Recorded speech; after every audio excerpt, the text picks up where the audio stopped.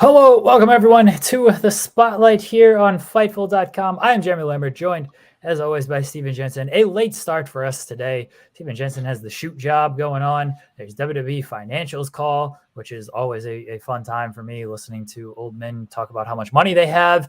And that is why we are late today. But we are here. We have a lot to talk about, Jensen, a lot to talk about.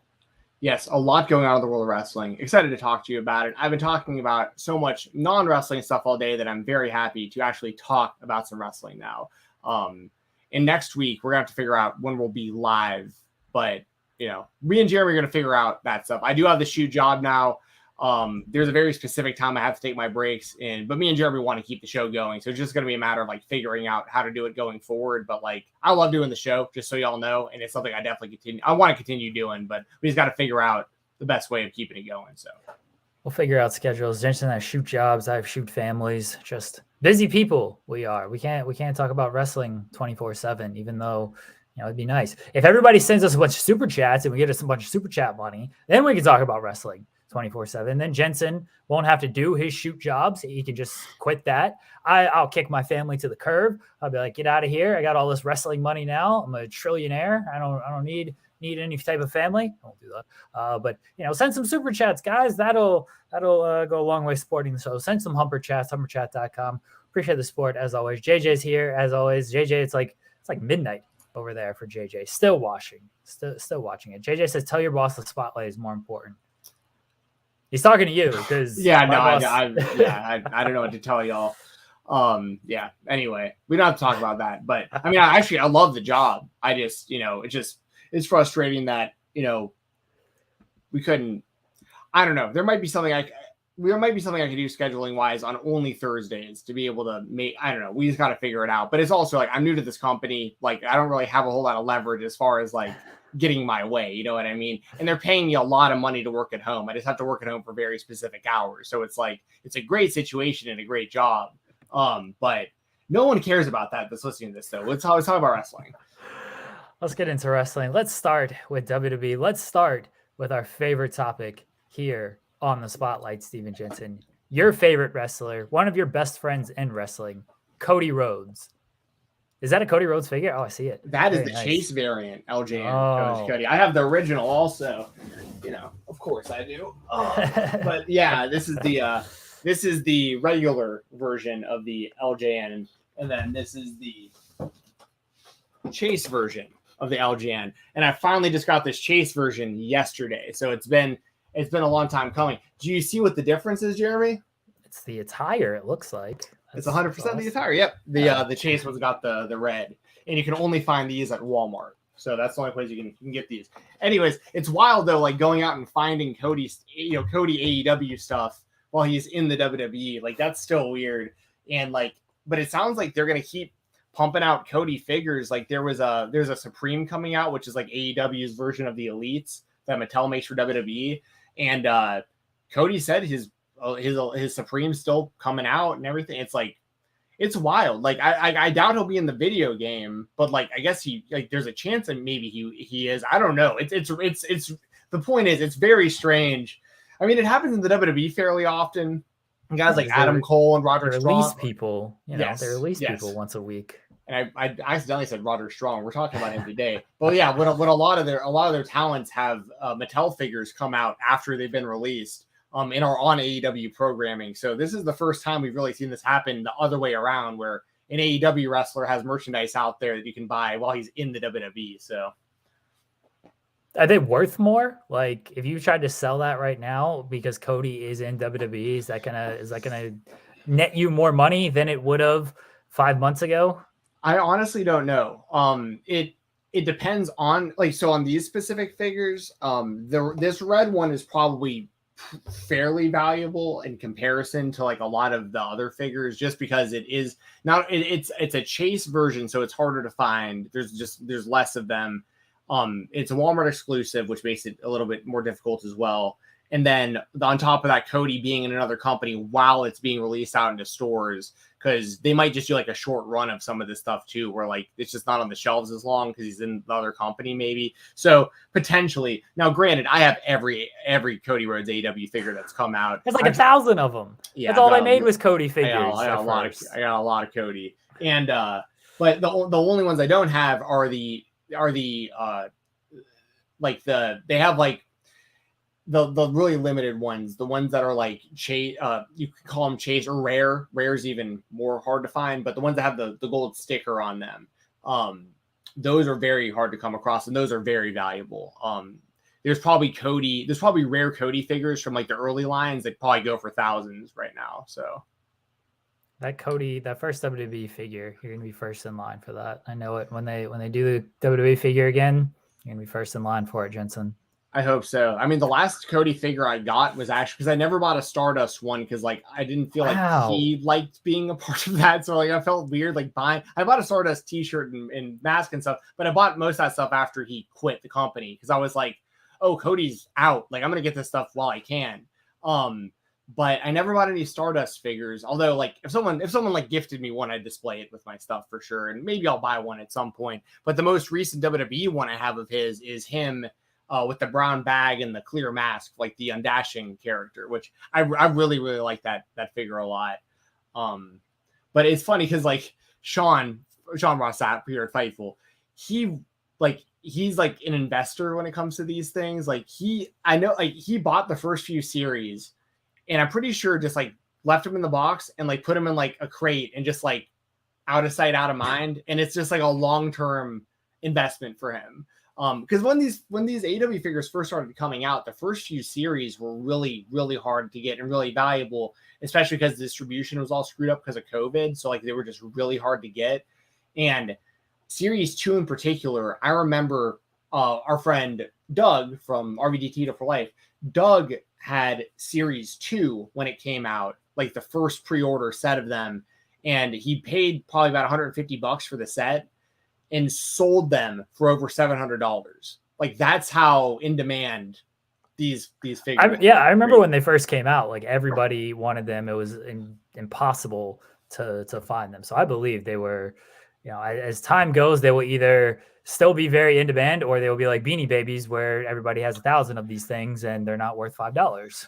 Yep. Guess you had a whole lot of Beanie Babies. I got a ton of Beanie Babies. Yeah. Oh yeah. My mom was all about like. My mom was one of those moms who would like stand around like, at the store waiting for like the store to open with all the other moms and like fight over like getting the Power Rangers and the Beanie Babies and the Ninja Turtles and all that stuff. So yeah, we grew up in an era where, it's cool that people are still collecting stuff though, but the fear of course is things winding up being unvaluable.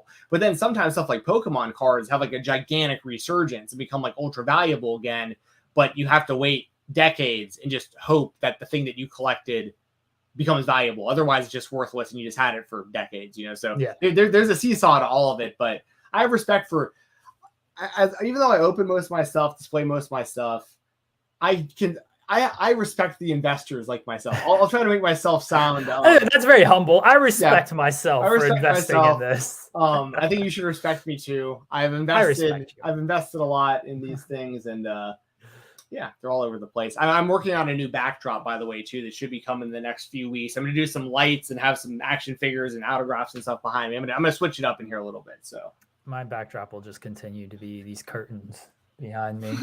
I have my full desk here now. I've moved in with the fiance, so I've got my setup. So I got a nice chair for once, not sitting on, very similar to yours. Not sitting on a vanity table anymore, or vanity chair, vanity stool. All right, let's get into this. WrestleMania Backlash. Stephen Jensen, Cody Rhodes, Seth Rollins 2. WWE loves their 50-50 booking, right? They absolutely love the 50-50 booking. Cody's been on a roll since returning. He won at WrestleMania. He's won a couple matches on Raw. They get a 50-50 Cody in this match, Jensen? I cannot pick against Cody here. Like, I will not do it, but like they probably will just 50-50. I mean, that's really, really sad if they do, because here's the thing, right? Like if I think if he beats Seth again at WrestleMania Backlash, that he will be the one to beat Roman Reigns for the title. But if he loses to Seth here, it's just going to be a way longer process, and there's way more time for them to really screw this up, I think. And that could potentially start with Rollins getting this win, and then it's like, oh no, like, is Cody just at that same level? Like, is Cody going to be at that next level where they have Roman at, or is Cody going to be at that same level as Rollins and Owens and all these other guys who just get 50-50'd in the upper mid card constantly? Like, and I really hope that doesn't happen to Cody, but it probably will. But I'm like, my prediction for the show is I think Cody beats Seth again. I think Seth Rollins wins, and I will explain why right now. I don't actually see it as 50-50ing him. I mean, I guess it is, but it's going to lead to a match at Hell in a Cell. I believe that is the June pay-per-view is Hell in a Cell. I think it's going to lead there. I don't think Cody is going after the title just yet. They're setting up Drew as the next challenger. I don't know if they're going to be able to wait until the Cardiff show or wherever the stadium show in the UK. I do think Drew is the SummerSlam opponent, though. I think they stretch Drew until SummerSlam. Drew loses at SummerSlam. They do the big rematch because the UK show is in September. So I think they do the big rematch at the stadium show in the UK with Drew and Roman. Roman still probably beats him. But you can't have Cody win and then go on to the next challenger as like a throwaway thing at Hell in a Cell or anything like that. I think for Cody's story, for Cody's arc, he actually needs a loss. He needs to get beat down a little bit, because if he just comes in, House of Fire, beats everybody, he should be getting a title shot. He's made it very clear his goal is the championship, right? You hold 2 wins over Seth Rollins, who didn't technically lose to Roman Reigns in January. You should get the next title shot. They can always just be like, fuck it, we're not going to justify anything and give this man a title shot, even though he has these 2 wins. That's what they like to do. But for the story purposes, they love telling stories. For story purposes, a Cody loss and then another match against Seth Rollins to delay things a little bit and having Cody fight from underneath a little bit, I think is a better story than him just winning, dominating, going on to face Roman Reigns. Show a little vulnerability with Cody in this. Get another match out of these two. The feud has been very good. The WrestleMania match was great. I'm sure the match on Sunday will be great. If you do it in Hell in a Cell, that'll probably be a great match as well. So I think they're going to stretch this thing out and do a Hell in a Cell match. And for that to happen, you probably need a Cody loss, because it doesn't make much sense to have Cody win and then do a Hell in a Cell match, although they'll probably just do that anyway. Yeah, especially if like Cody won at Hell in a Cell also. It's like just beats Rollins 3 pay-per-views in a row. Like, I mean, I don't think that they do that. But Seth's booking has been so strange, right? I mean, like heading into WrestleMania, he was just like a giant loser who couldn't get on the card. And then yeah. And I'll also say this, and this might be it won't be surprising for most people to hear, but I mean, not even Cody being on that show has gained enough interest for me to like get into it again. You know what I mean? Not even Cody can get me back into the damn thing. So it's like, I think that Cody's match with Seth was awesome at WrestleMania. I loved it. And if it can be even close to as good as that at WrestleMania Backlash, I'm glad Cody's there and he's having good matches. And I've always been a Seth fan too. I think Seth's fantastic in the ring. But I'm with you. The most likely scenario is that Seth would win here and then they do another match at Hell in a Cell. Unless Cody beats Seth here and like it's Cody versus a completely different person at Hell in a Cell, like another, like another top level kind of. And what's the status on Brock? Like, do you have any idea? No, I would assume he's back in some capacity for SummerSlam. I obviously don't know that. I have no idea. Brock is going to do what Brock wants to do. My guess is big stadium show, Nashville, SummerSlam. They find a way to get Brock Lesnar on that card. I think so too. Because kind of where my wheels are spinning with this is like, if you did Cody versus Brock at Hell in a Cell, sorry, go ahead. Oh, there's also Money in the Bank. Money in the Bank's a stadium show as well. I assume that's July. I'm pretty sure that's July. So that Brock probably on that show too. So I think Brock will be coming back in the next couple of months. Because I think that like if Cody's going to be the one to beat Roman, which like who knows if he is or not, I just think he would be a really, really good choice to do it. But if Cody's going to beat Roman, I think it would help big time if he beat Brock before he beat Roman. Like, I think that would be huge for Cody. It would be. I don't know if Brock is going to come in and be taking this loss after losing to Roman. I mean, he lost a couple of times to Roman, technically, because he lost in the Saudi show as well. He even lost to Lashley. I don't know if Brock is coming back to take an L to Cody. I think Brock's coming back to beat some people up.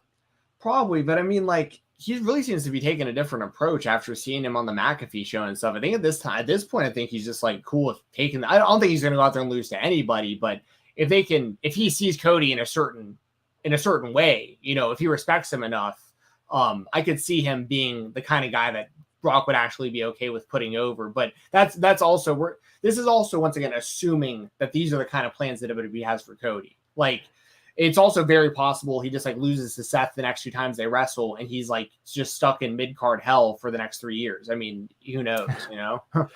I don't feel like they're going to go that route with him, that drastic, but yeah, anything they do would not really surprise me because it's WWE and they change their plans on a whim. Brock in the Codyverse would be just amazing content, especially this version of Brock Lesnar trying to decipher what the fuck Cody is talking about in some of these promos. It'd be fantastic. And imagine Heyman, what he would say about Cody, I think would be fascinating, because like he could talk all about how he started ECW and blah blah blah, but he's still wound up right here in the same spot he's at in WWE, and like they can. I mean, I think Paul could cut some really interesting promos on Cody too.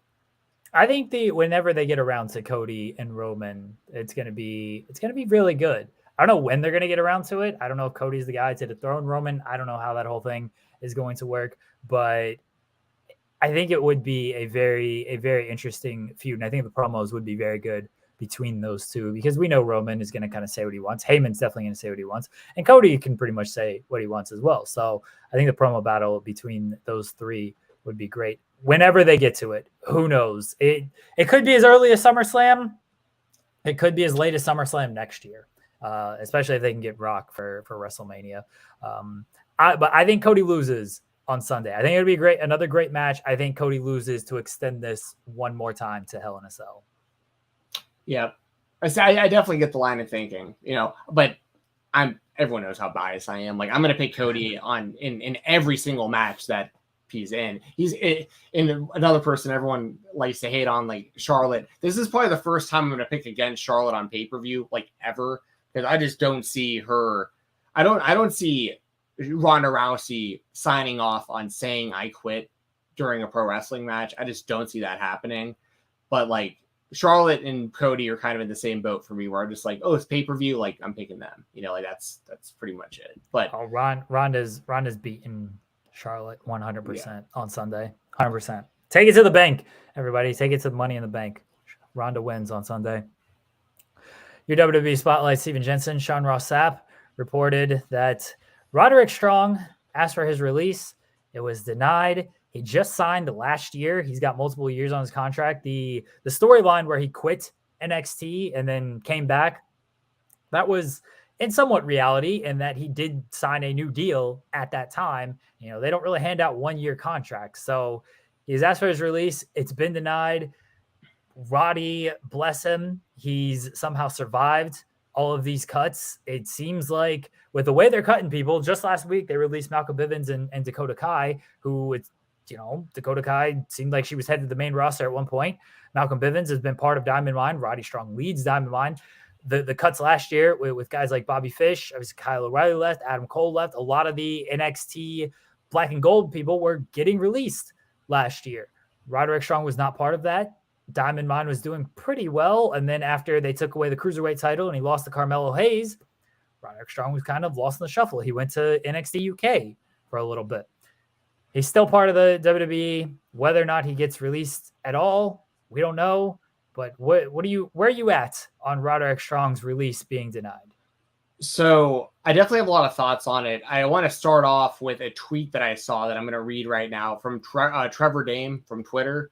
He got a really good Twitter account, in my opinion. People should definitely follow him. I think he's pretty funny, but he says a lot of stuff that's like true while also kind of being funny. But he said on the day that the news came out about Roderick Strong, reported once again by Sean Ross Sapp here at Fightful, said Roderick Strong is a textbook example of WWE basically telling a talent, we don't see enough in you to push you in any significant way, but we paradoxically see you as way too valuable to allow you to jump to the competition, which I think is very, very accurate. Like, they don't see enough value in him to do anything with him, but they think he's too valuable to let go to another company.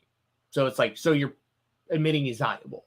You know what I mean? But you're just too stubborn to do something with him. So, yeah. So I want to start with that because I thought that was a clever tweet that I fully agree with. And that also goes hand in hand with the recent comments FTR made about, like, does WWE want us back, or they not want us just not to be in AEW? You know, like, and I think there's a lot of wrestlers currently under WWE contract that are in that boat where they're like, you know, I don't want to like sit here and name names and like speculate, but I think there's quite a few people on that roster that WWE doesn't really see as figuring in as like biggest stars for them, but they see them as too big a stars to like want them anywhere else. The Roderick Strong and like Malcolm Bivens and Diamond Mine and all that stuff, like, you know, Bivens, I think, is the best manager of like the last decade in wrestling. Yeah. Like I Stokely Hathaway, I think is fantastic, and they massively dropped the ball with him. They waited like 2 years or something to like do anything on TV with him on NXT. You were going to say something. Go ahead. Oh, they didn't do anything with him for 2 years. They had him managing. He managed Omos at live events. He managed, I think it was Veer and Shanky, or whoever it was on. It was definitely. I'm pretty sure Shanky was one. I don't know if the other one was Veer. But he managed them for like a cup of coffee in NXT. He managed a bunch of people on live events before going to NXT, and then he was off television. He finally got to Diamond Mine. Diamond Mine seemed like a strong act. They immediately cut it off because they released Hachiman and Tyler Rust immediately, like after they debuted. And then, you know, they added the Creed brothers. They added Ivy Nile, like good additions and everything. Roddy was still there. It's like, okay, you kind of picked it back up. But now they're releasing Bivens. And I don't know where Diamond Mine, and, you know, they're not releasing Roddy Strong. I don't know what Diamond Mine does at this point. It's probably still some sort of offshoot of Diamond Mine, but that was clearly a Triple H project. He likes that MMA influence and everything. It was a Triple H project. They get cut off, like a lot of the Triple H projects have been since last September. And that's what it is. They totally misused Bivens, though. I know there was talks of him doing something on like the social media side, that side of things. Like they could have utilized him better there as well. And they didn't. The digital content side, they could have done more with him there. They could do a lot more with a lot of people on the digital content side. And for some reason they don't. Missed opportunity. I wish the best for Bivens. He's great. I think Dakota Kai is a slam dunk in AEW. As far as Roddy Strong goes, they clearly don't see anything in him. No offense to Roderick Strong, who's a great wrestler. He ain't moving the needle for AEW. He's not moving the needle any more than Adam Cole, Bryan Danielson, CM Punk. He's not coming in and be like, oh, now they have everyone in Undisputed Era. This is the big thing that puts AEW over the top. Roddy Strong is just a very good wrestler. As part of that group, he is certainly enhanced, but nobody is really like moving the needle big time for AEW right now. They've been growing. I think they're going to continue to grow. There's not a surefire thing to where, unless John Cena shows up on their programming, they're not just going to all of a sudden hit like 1.5 million viewers or anything like that. So just let the man go if he wants out. You don't have any plans for him. You know you're not going to do anything with him. You know that he's not any more valuable than like Adam Cole was, or any more valuable than Aleister Black when you released him, or Andrade when you released him. Like, just let the man go. Let him be happy. Quit suppressing happiness, WWE. Did quite a few of the people you just mentioned, though, like their contracts ran out? They didn't get released? No, Malachi was released. Adam Cole, yes. Danielson, yes. But I'm using the example right. Of no, I these guys left, and they didn't like spike these huge ratings. I know CM Punk obviously drew the big rating for his debut, but then things just kind of leveled off and they're at where they're at. But Malachi, Andrade asked for his release, got it. Malachi was just released. Like, these guys were actually released. Right. Yeah, I know there's been a mixture of being released and also letting contracts run up and stuff. But at the end of the day, it's like, I agree with you about like, I don't think that like Roderick Strong is like a massive needle mover, like outside of the WWE, but I mean, there's a lot you could do with him in AEW and Ring of Honor. You know what I mean? Like, there's a lot, like, he's probably looking, well, here's the other thing, right? And we just I got to keep it real. And y'all know me at this point. Like, I'm very, I was going to say very pro wrestler, but like, what I mean by that is I get like, what you're saying. I take the side of the wrestlers over the promoters when it comes to most things. I'm more so a fan of wrestlers than I am of like individual promotions. And, you know, Roderick Strong, like, he knew what he was signing up for when he re-signed this deal. Like, I got to put some of it on these wrestlers that like keep signing with the WWE and expecting different. Like, I get it too, though. Like, Marina Shafir was there when he re-signed and she was let go. Yeah, Cole, the all of Undisputed Era was there when he re-signed. He could not foresee, like, they just did the breakup angle. I don't think he could have foreseen this big changeover that ended up happening. So NXT 2.0. Yeah, like when he resigned, which was around this time last year, and they had just done the Undisputed Era breakup, it seemed like they had some type of plan for him with the quitting and then resigning type thing. The plan ended up being Diamond Mine, which on paper looked good, and then it was immediately cut off because it was at the time when NXT was shifting over with everything. I don't put this on Roderick Strong in this instance. Somebody like Bivens, somebody like Kai, this is why they didn't want to resign.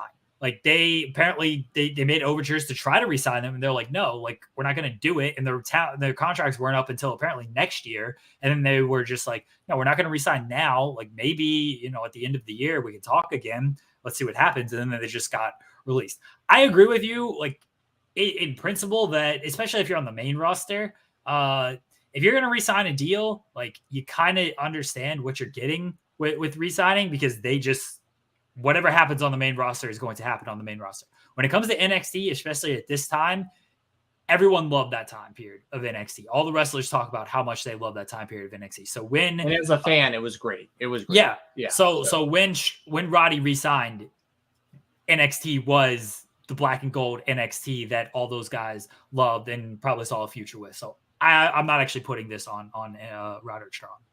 That's fair. You know, the whole NXT 2.0 shift, and also his wife losing her job probably doesn't help. Yeah. You know, like, yeah. You know, the thing about Diamond Mine for me, I'll be honest though, like, because I like the presentation of Diamond Mine, and I individually I like a lot of the pieces of Diamond Mine. Like, I think Ivy Dial has a lot of potential. Talk about her on the Weekender a lot because she's on like Level Up and stuff pretty often, and she shows a lot of potential. You know, the Creed brothers I think are a solid tag team for like the experience level that they're at. Like, I think they do really well and stuff. But to me, this is probably just me, but like, Diamond Mine came off as a group of people who wanted to be MMA fighters that weren't MMA fighters. Like, it was kind of strange seeing like people who have no MMA experience pretending to be MMA fighters. When you have people on your actual roster, like, who actually have had MMA careers and stuff, like, but so for me, it was almost like they were all miscast. Like, I didn't understand why Malcolm Bivens, like, the best thing that could have ever happened for Malcolm Bivens and for Omos would be them together on Raw. Like, if you had Malcolm talking for him with that size difference, it would have gotten everyone over involved. Like, and instead they had Malcolm Bivens, who once again has literally zero MMA experience in any way, shape, or form, managing fake MMA fighters. Like, it was like, it just seemed like they're all miscast to me. The Creed brothers were college wrestlers. At least the one was, I know.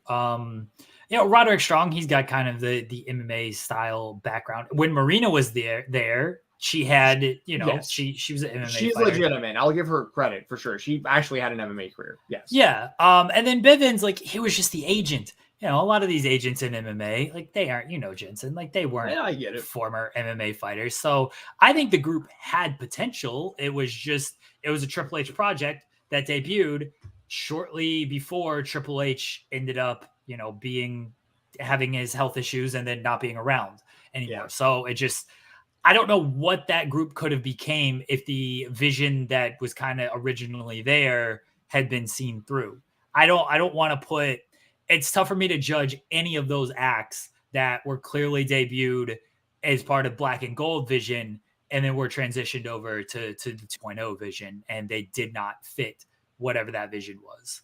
Yeah, that's totally fair. I'm, in all honesty, like that is the more reasonable approach I think to take. I just want to throw some stuff from the other side out there at you, because once again, like it isn't that I dislike Diamond Mine. It's that like you could have used Malcolm Bivens, I think, in like a way. 100%. You know what I mean? Like, Roderick he Strong, should have been. Malcolm Bivens should have been on the main roster a long time ago. Yes. Yeah. And I feel the same way about Roderick Strong. Like maybe not the main roster just because like I think his size would have been like a real problem for him because of the decision makers for Raw and SmackDown. But like we've seen him wrestle for so long, and like he's just now all of a sudden like this. I mean, he always had somewhat of an MMA style though. Like I get the connection, don't get me wrong, but like it's just one of those things where it almost seemed like it was deemed to fail. Like they put it on TV, immediately started releasing people from the original group, tried to like reform a different version of it, and everyone just kind of, like I said, it just kind of seemed like miscast. And I think Roderick Strong is a fantastic in-ring wrestler. Like, and he has been for like 2 decades. I mean, the guy's, and there's never been a period of his career where like he was bad. It's always been like just really, really damn solid wrestling. But unfortunately, he can't really be a really, really damn solid in-ring pro wrestler in the WWE system as it currently stands, especially with all the changes in NXT 2.0, which once again, your point about that is the one that Robert R. Stephen Jensen hates MMA confirmed. Yeah, I hate it so much that what are you talking about, dude? I love MMA. You can see surrounded by MMA stuff. But by the way, UFC 274 this weekend. I forgot that show was like on, and I heard when you and Mose mentioned it last week, they're like, "Oh, big UFC show." I was like, "What is this show? Is it actually that big?" And I looked at the cards, like, I actually recognize these people. These are fights that I want to tune in. Yeah, Shogun is fighting, which is insane to me. But yeah, Oliveira and facing Gaethje. Right? Gaethje.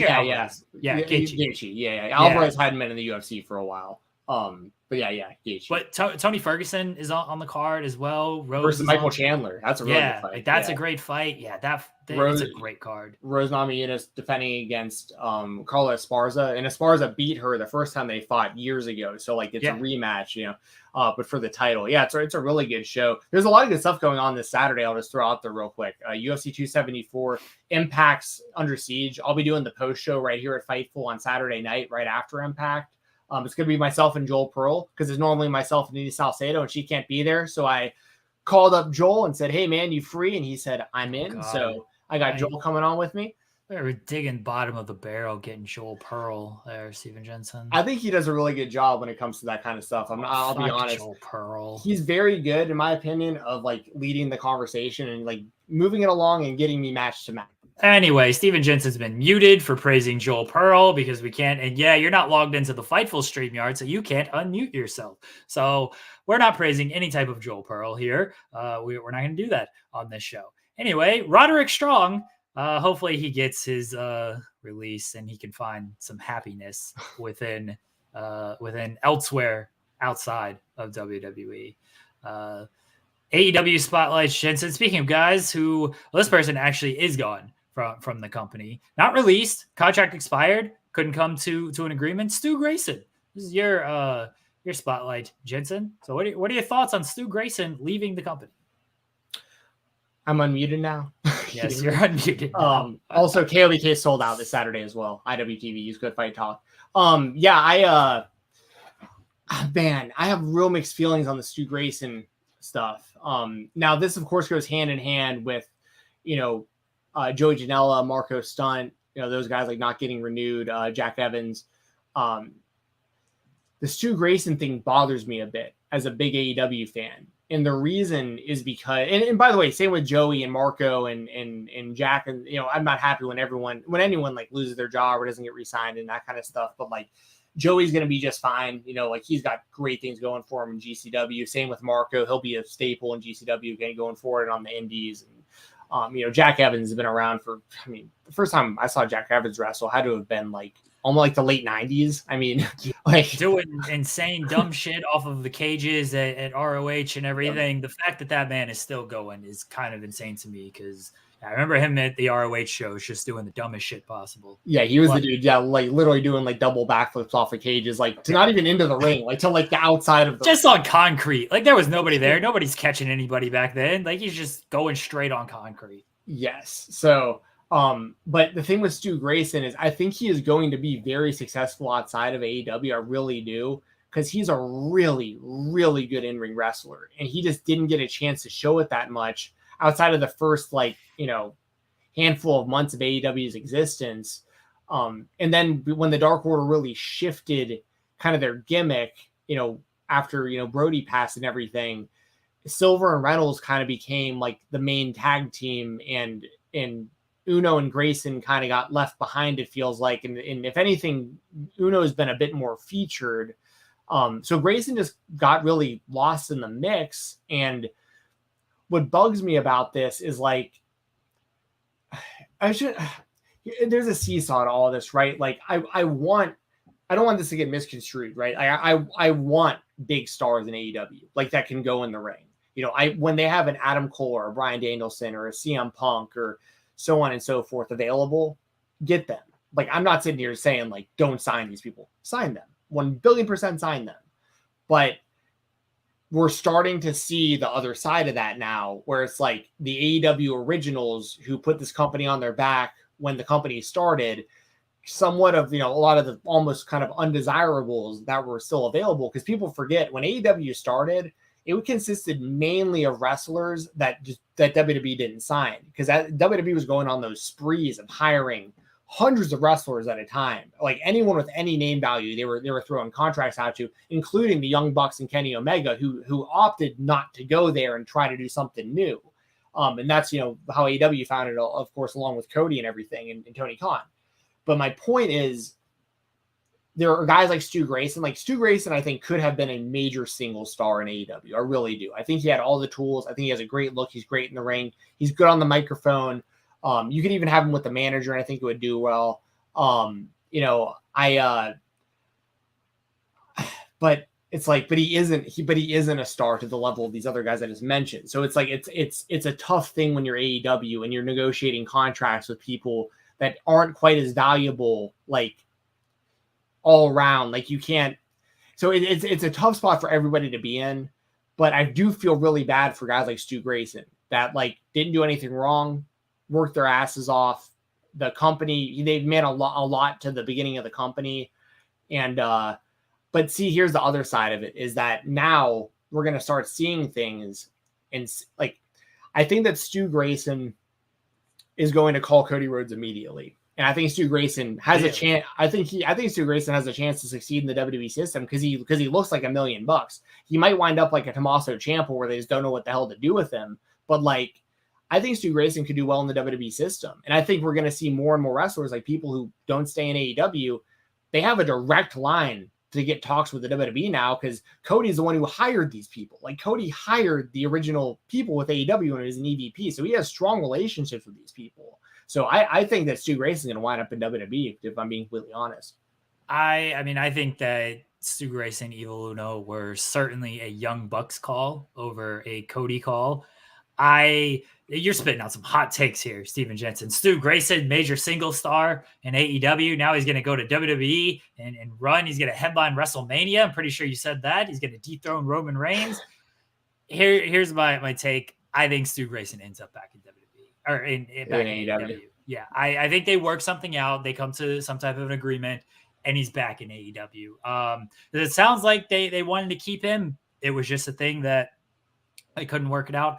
I think eventually they do get it worked out. Janela, different story. It doesn't seem like both sides are super happy with that. Kind of same thing with Marco Stunt. I don't really know where he fits. I understand he's part of Jurassic Express, but I don't really know where he fit once they got Christian. So I understand that one. I think Stu Grayson ends up back in AEW, back with Dark Order. I do think that it's not that Dark Order has been misused. I do think they could be used more. Like the stuff with Hangman just kind of reached its conclusion and then we haven't really heard anything from Dark Order after that. I know CM Punk's facing John Silver next week, and they'll probably thread some stuff together there. I do think they could have done a little bit more with the Hangman Dark Order relationship on television. I'm sure there's some BTE skits that I missed, but I do think they could have done more on television with that after Hangman won the title, outside of, hey, Bryan Danielson's just going to kill all your friends, and then Hangman's just kind of like, cool, I'm in a team with Luchasaurus and Jungle Boy now. Like, sorry guys, sorry about that. I think Grayson ends up back in AEW. I think Dark Order just kind of continues. I don't know what their future is as a group, because they're just kind of on dark right now. Like, they're not really on television. John Silver gets some TV time. If they're on TV, it's just sort of trios matches, but they don't really have a direction, and they're certainly not linked to Hangman anymore like they were for the majority of last year. But I think Grayson's back in AEW. That's my hot take. Yeah, I honestly hope that happens. Like, because once again, like, he wasn't released. It was just a simple matter of, at least it sounds like it was just a simple matter of, contract running out, renegotiating, and just not coming to terms. But that doesn't mean a bridge has been burnt. Though I hope he winds up back in AEW and back with Evil Uno. Also, to your point, they were absolutely Young Bucks hires. You know what I mean? Like, more so than anyone else. They had the history in PWG and everything. But I also think that Cody probably has strong links to a lot of these people that were, AEW was a very small thing when it started. There wasn't a whole lot of people announced for the company when the company started. Dark Order was the first like major storyline the company did, and it went over terribly, and they changed course. But like, it just kind of went from thinking, Grayson and Uno really seemed like guys that were going to be like really heavily featured tag team on the show, and they just got ultra lost in the mix. And that's unfortunate, because I think they're a fantastic tag team. I really like the Dark Order as a tag team. But yeah, in all honesty, I hope he winds up back in AEW personally. But I think he could succeed elsewhere. I really do. I think he's very talented. I think he's very, very underrated, like, for what he was able to show in AEW versus how good he really is. So. Stephen Jensen says Stu Grayson, Roman Reigns will headline WrestleMania 39. That is what you heard right here on the Spotlight. All right, everybody. My AEW Spotlight is Dark Order, not affiliate, I guess, anymore. Hangman Page. Hangman Page was back. He missed last week with COVID. CM Punk was out this week, I guess, making movies, according to Hangman. And Hangman said that we're not getting a masturbatory Bret Hart tribute match at Double or Nothing. He's going to kick the shit out of CM Punk. He's going to destroy him.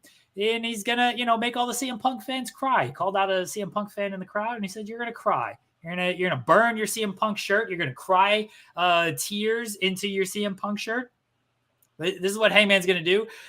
Maybe showed a little bit of like, do I believe this? Do I not believe this? At the end of the promo there, it was certainly more a heelish promo than you would maybe expect from Hangman Page. I personally love this promo. I love that they are kind of going, which way is he going with this type of thing? Because CM Punk is a babyface, but we've seen these babyface feuds with Punk, with Hangman, Danielson and Hangman, great example, CM Punk and Eddie Kingston, great example. So they've done stuff like this before. And in these moments, somebody has to quote unquote play the heel, right? But they're not necessarily a heel. They are just giving you their motivation for this match and their feelings for this match. And for Hangman Page, he didn't give a fuck about having these classics. He didn't give a fuck about doing these cool holds and, does Bret Hart love my match? Is he going to text me afterwards and tell me this was a great match? He didn't give a fuck about any of that. He's here to win, all right? He's here to knock their head off. That's what Hangman Page wants to do, which is what you want. I thought this promo ruled. If you want to say he was a heel, fine. I think he was just doing a great job of explaining his motivation. I look forward to CM Punk's response, which I assume comes next week. But what did you think of this promo, Stephen Jensen? I really liked it as well. Really good stuff. I think, honestly, they're just trying to get out ahead a little bit of what they're expecting to happen at the pay-per-view, which, in my opinion, is, I think that Punk's going to be heavily, heavily cheered in comparison, and they're maybe planting the seeds, not necessarily for like a Hangman heel turn, like a full-on heel turn, but I think they're bracing themselves for Hangman to get booed during that match, because I'm not, they can do babyface, and I think it works out great when AEW does it. Like, I've loved all the stuff that you just said, but if fans are kind of picking and choosing sides during that match, I could definitely, because when it comes down to it, sometimes too, I mean, is something as little as like someone kicking out of a pinfall attempt or something and hearing like the crowd boo or cheer, like, and I think, when Hangman kicks out of a move from Punk, people are going to boo. Because like people, I think the fans want CM Punk to win that title. The majority of the fans. I think Hangman's been a great champion. I think his rise to the title was fantastic. The feud with Kenny was fantastic. I think the goal of making Hangman Page the AEW World Champion was to have the first. We knew of him outside of AEW, of course, with Ring of Honor and New Japan and everything. But like, for all intents and purposes, he's pretty much an AEW homegrown star because he was never in the WWE. And like they pretty much made an AEW homegrown the same level of perception as the stars like Danielson, Punk, Omega, Adam Cole, all these people with like really big name value in wrestling. And I think the goal has been achieved. Like Hangman Page is seen in the same light as all of the top wrestlers in the world. Like he is on that level. And so I think the mission has been accomplished. And now I think the next mission is getting the belt on CM Punk because of how over he is and all the possibilities, and also a whole other set of possibilities when he inevitably turns heel at some point. There's a lot you can do with CM Punk right now. And whoever beats CM Punk gets another massive rub. And I personally hope that person is MJF. Like, I'd like to see Punk beat Hangman, MJF beat Punk to wrap up their feud, because this would be their trilogy fight, and they can space it out to where people really want to see it again by the next time they do it.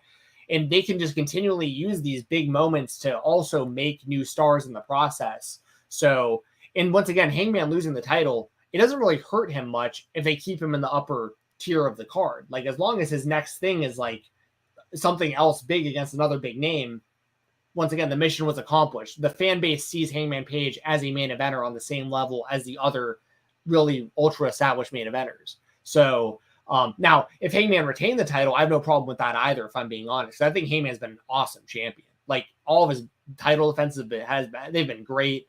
I love everything about what Hangman does. But like I said, I think they're just kind of somewhat bracing themselves for the idea that Hangman might get booed against Punk. And we'll see what happens. But I think Punk's going to win that match. I really do. I'm kind of on the side that Punk's going to win at Double or Nothing as well. Mainly because, like, you don't need CM Punk to go in Chicago as the champion to help sell out that building. It's already been sold out from all the scalpers. So he doesn't need to be the champion, but I think he probably will be the champion at Double or Nothing. I'm a little, if it goes full heel turn with Hangman Page, it might be to me, it's a little disappointing because his arc to win that title was so good, right? To get it from Omega, and then like the feud with Danielson was great. The matches were great. He's had nothing but great matches as champion. Now he's facing essentially another babyface in CM Punk. Like, he's kind of, Danielson played the heel in their story, so that helped. CM Punk, now it seems Hangman's playing the heel a little bit here. I think Hangman should have just been a bigger babyface coming out of that Omega thing, because he's the one who conquered the great Kenny Omega in that. And that whole arc, for him to just turn heel within 6 months, 7 months, I don't know. I would have kept him as a babyface a little bit stronger, or a little bit longer, a lot longer, honestly, than try to go into some type of heel run with him. We will see. Punk, if they're in Long Island next week. Punk, famously during the MJF feud, kind of buried Long Island. I could 100% see CM Punk come out and getting booed by the Long Island crowd, and him shitting on them, and him kind of being the heel. And maybe Hangman is the babyface next week. They can play this a lot of different ways. Robert says it was false bravado. Yeah, I mentioned that. Like, when he got out of the ring, you kind of see like, all right, did I really believe this? I don't know. Like, Hangman is very good at doing these little things. He proved it during the Omega feud. So we'll see where this goes with everything. I would not, Punk facing Long Island native John Silver as well. Like, I would not go like a full-born heel turn with Hangman Page, given how strongly and how invested people were in his babyface character 6-7 months ago. when he won the title from Omega. So that's just my thoughts on it. Yeah. No, I fully agree with all that. And like I said, I don't expect them to actually turn Hangman Page heel. I'm just saying, I think it's possible he gets booed against CM Punk. But I do think that what you just said, I hadn't actually considered Punk in Long Island. He probably will cut some sort of promo that'll get him booed that night. And here's the thing: at the end of the day, even if you're two nice guys, good guys, that people like, doesn't mean you can't trash talk someone you're about to be fighting. You know what I mean? Like, it's okay to go out there and talk some smack. Like, I don't think that necessarily makes you a heel just to like talk bad about someone you want to physically beat up for a world championship. But yeah, we'll see what winds up happening. I think that there's way more money long-term in CM Punk being a heel, which once again, that will happen. It's just a matter of like, when will they do it? But, and also I really think that, I think there's a great story to be told that I don't think they can tell anymore because of like the real life issues that Jon Moxley had. But like, the story was a layup of CM Punk being straight edge and turning heel on the alcoholic Hangman. You know what I mean? Like, and being like, y'all cheer this drunk. Like, you know what I mean? You cheer this drunk. Like, you're going to cheer that guy. And like, he could have made a whole heel turn based on the guy you all look up to as the world champion is an alcoholic, and you're all just like he is. And I'm better than you, and it, basically, and MJF style.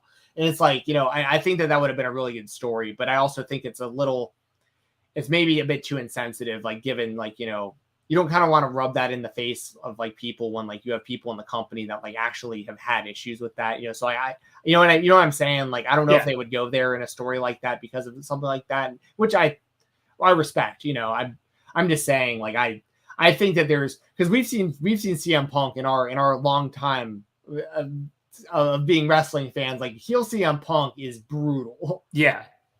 And I mean, he showed a little bit of that in the MJF feud and the Eddie Kingston feud.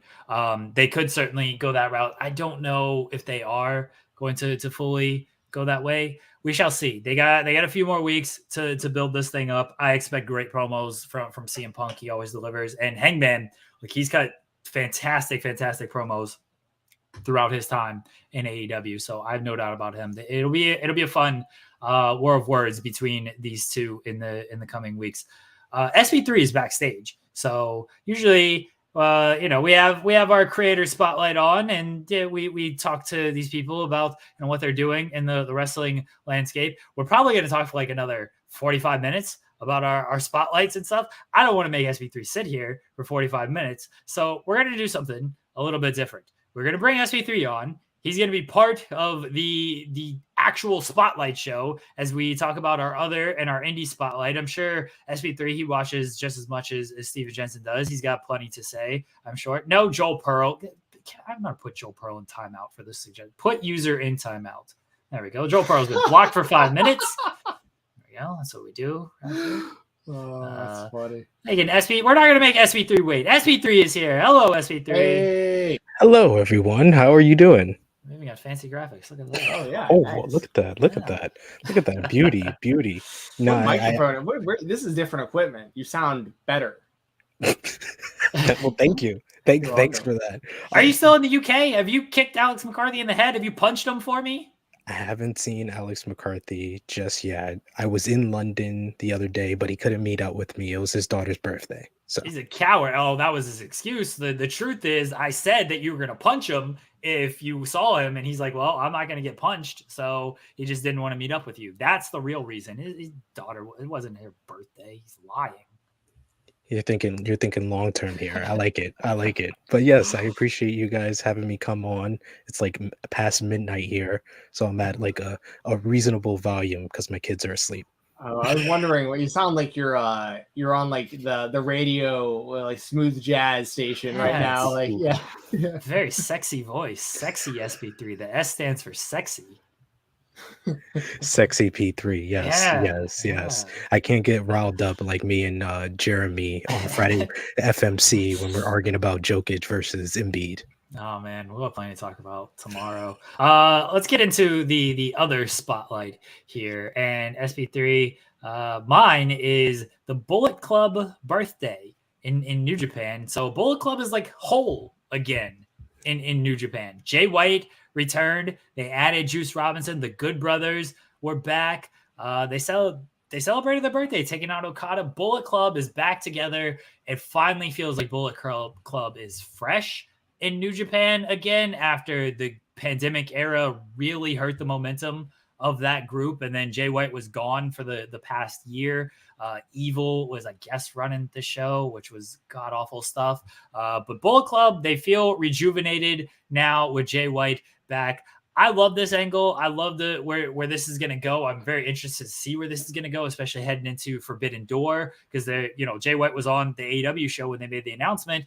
It seems like, Undisputed Bullet Club era, we're gonna see with Adam Cole. I think Kenny Omega is gonna play some role in this as well. We'll see what happens, but Bullet Club finally feels fresh again. What do you think, SB3?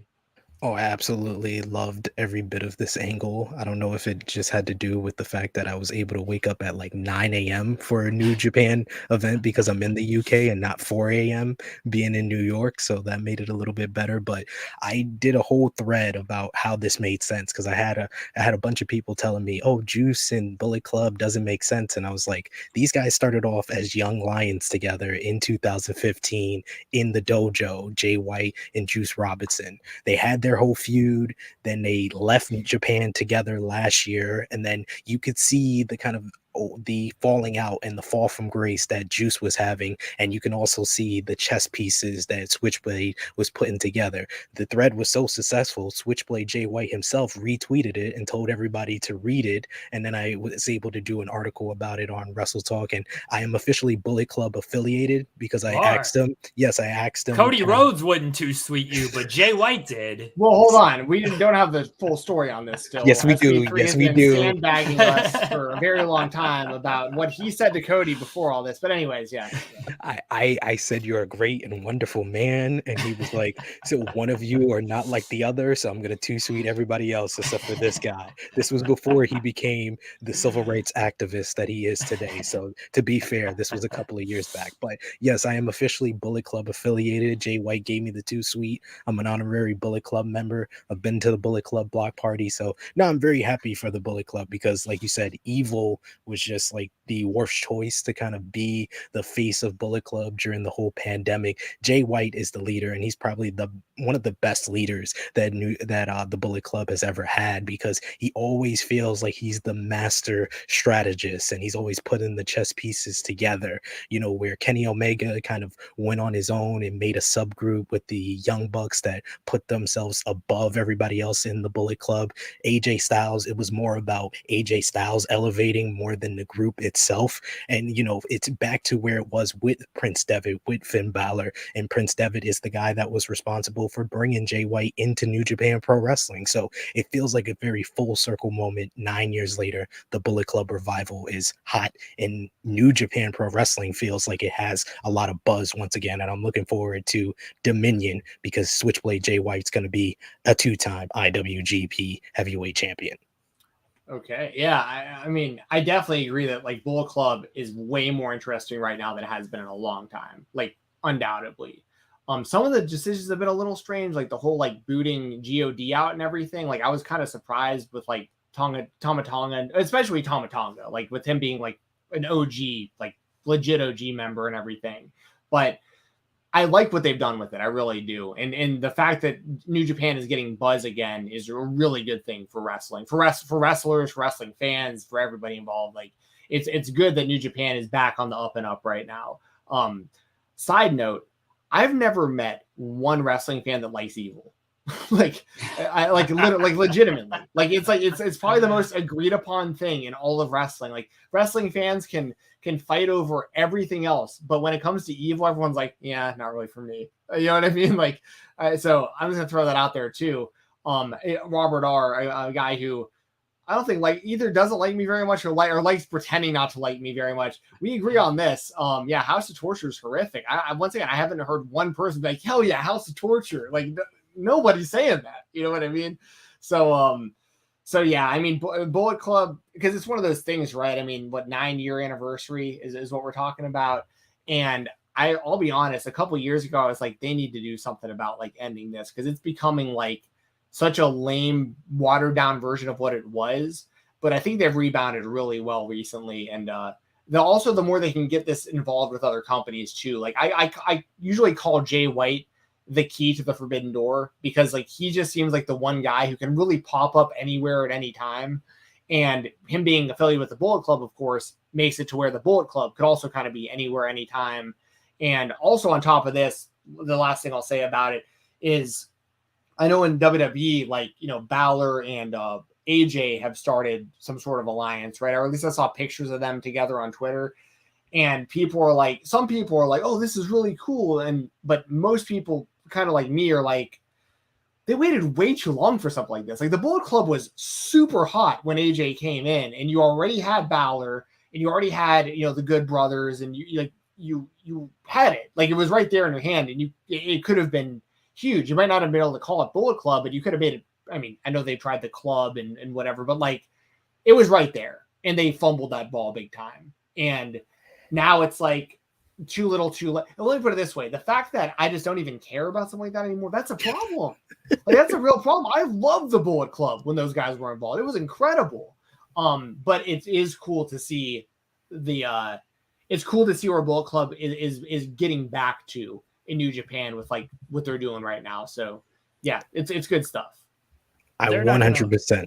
I'm sorry. But I was going to say, I 100% agree with Jensen. Like it feels very hollow that WWE did it, because they have failed to capitalize on this 3 different times. 2016, when AJ Styles turned heel and he associated with Gallows and Anderson, and they called them the Club. Then they inconspicuously put them on different brands after the brand split. Then the Balor Club in early 2018. I don't even remember how that broke up. It just became Balor Clubs for everyone, but not Gallows and Anderson, because they went to SmackDown. And then they tried it again with the OC, which more people were worried about singing California than they were about that being a Bullet Club offshoot. So I agree with you.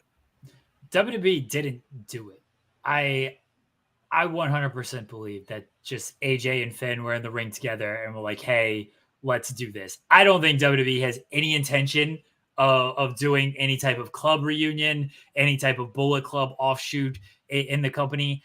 I don't think that's happening at all. I think AJ and Finn saw each other, said, let's do a 2 sweet, and that's all it is. And they're not going to, people have said that it got removed from the YouTube video, which, you know, they're making a big deal out of that.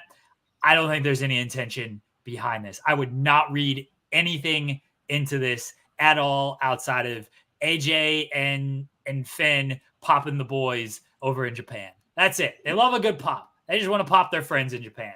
That's all this is. I don't think it's anything more. I'm excited for what actual Bullet Club is going to do in Japan and elsewhere. Yeah. And I'll add this too. When it comes to the WWE, the coolest Bullet Club related thing they ever did was whatever that pay-per-view was, when like, I think like Bray Wyatt and Roman Reigns both got sick the day of, and they had to like shuffle the card around. TLC, thank you. And they did Balor versus AJ, like just on a whim. And at the end of the match, they 2 sweeted each other. Right. And like, that was cool. Like that was awesome. But then they never did anything as cool as that ever again. That is where I think that they just did the match. They had a great match. And then afterwards they were like, hey, let's 2 sweet. And then that's it. There was no intention of WWE to do anything with that. Just like I don't think there's any intention for WWE to do anything with what happened on Monday. They're just popping themselves, guys. Come on now. Love to pop the boys like Sami Zayn. Just love a good pop. Well, I just brought it up because, you know, we were talking Bullet Club, and I was like, hey, I can kind of like work this into it. So I'm letting you know, don't put stock into anything WWE does, because they don't actually know what they're doing. They sometimes, like, they're going out there just trying to do stuff. I'm sure AJ's pitched it. I'm sure Finn's pitched it. And you see how far it's actually gotten with these two over the years. So I don't think anything's happening with that actual Bullet Club. I'm excited. Anything House of Torture, leave that nonsense out. Anything Evil, leave that nonsense. You can bring Show into the Bullet Club. He's great, but leave Evil and all these other guys out of it. Knock that shit off. But I'm excited that Bullet Club is back. Jensen, your other spotlight this week took place on AEW as Mercedes Martinez defeated Deonna Purrazzo to become the undisputed ROH Women's Champion. Jensen, what do you have to say about this match and Mercedes Martinez now holding the undisputed ROH Women's title? really good match. I like Mercedes winning because like she can be someone who can defend the title consistently in Ring of Honor, and she's like a really good person to hold that belt right now. I think it just makes a lot of sense. It was really cool to see Deonna Purrazzo finally make an AEW debut because I mean she is top tier. I mean like, and she's almost getting lost in the mix a little bit in Impact now, like because which it's like a double-edged sword because like Impact, I say it a lot, but I think Impact has a like. When you look at all of WWE, they have the best collection of women, like between all the brands that they have. But like for one singular brand, I think Impact Wrestling has the best women's roster. And like Deonna's been been at the top of that or near the top of that for years. And it's super well deserved. And I don't think she gets quite the recognition she deserves because it's happening in Impact and people are just so seasonal almost when it comes to Impact viewing. People kind of tune in for the big four and pay-per-views, and then like outside of that, interest really roller coasters throughout the year. But Deonna has been consistently great ever since leaving the WWE. So I wanted to, it's all kind of collectively that is my spotlight. It's like it was really cool to see Deonna finally make that walk down the entrance ramp in AEW, and the fans responded, and people seemed to like the match, and like hopefully we see more of Deonna in AEW going forward because there's a lot of dream matches for her there. And then Mercedes, if Deonna's going to lose that Ring of Honor title, there's really nobody better that they can pick who is going to be a part of Ring of Honor going forward than Mercedes. So like, I think everything made sense. I like the finish. I liked everything about this. And I think that Mercedes is going to have a really good run with that title. So, because she won the interim title because, of course, like, Deonna couldn't defend it at the time, but it's like things have just worked out really well in my opinion. How things have wound up, after last night. So yeah, that's the reason I wanted to bring it up today. How do you feel about it, SP3? I just wish that they would have done more to make it feel important. Like Sure. if they would have showed that Road to video with both ladies like cutting promos, because you had someone in Mercedes Martinez, like me, all three of us, we know Mercedes Martinez. She's a legend of women's wrestling. But when you look at her in just AEW, she debuted in December and she's only had 4 matches on TV. And then you look at Deonna Purrazzo, all of us also know her for a few years since her time in Ring of Honor, going to WWE, then going to Impact Wrestling. But in AEW, this is her debut. So I wish they would have made more of like a big deal about this, how big this was, especially for Deonna. I had the opportunity to interview her this week, and I really was the one that kind of let her know how full circle this is, because she was in the first Woman of Honor matchup in Ring of Honor in over a decade. And that, that went back to the times of when Mercedes Martinez was in there in the early days with Sarah Del Rey, Daisy Hayes, Lacey. Only the real ROH marks remember those names. And then a decade later,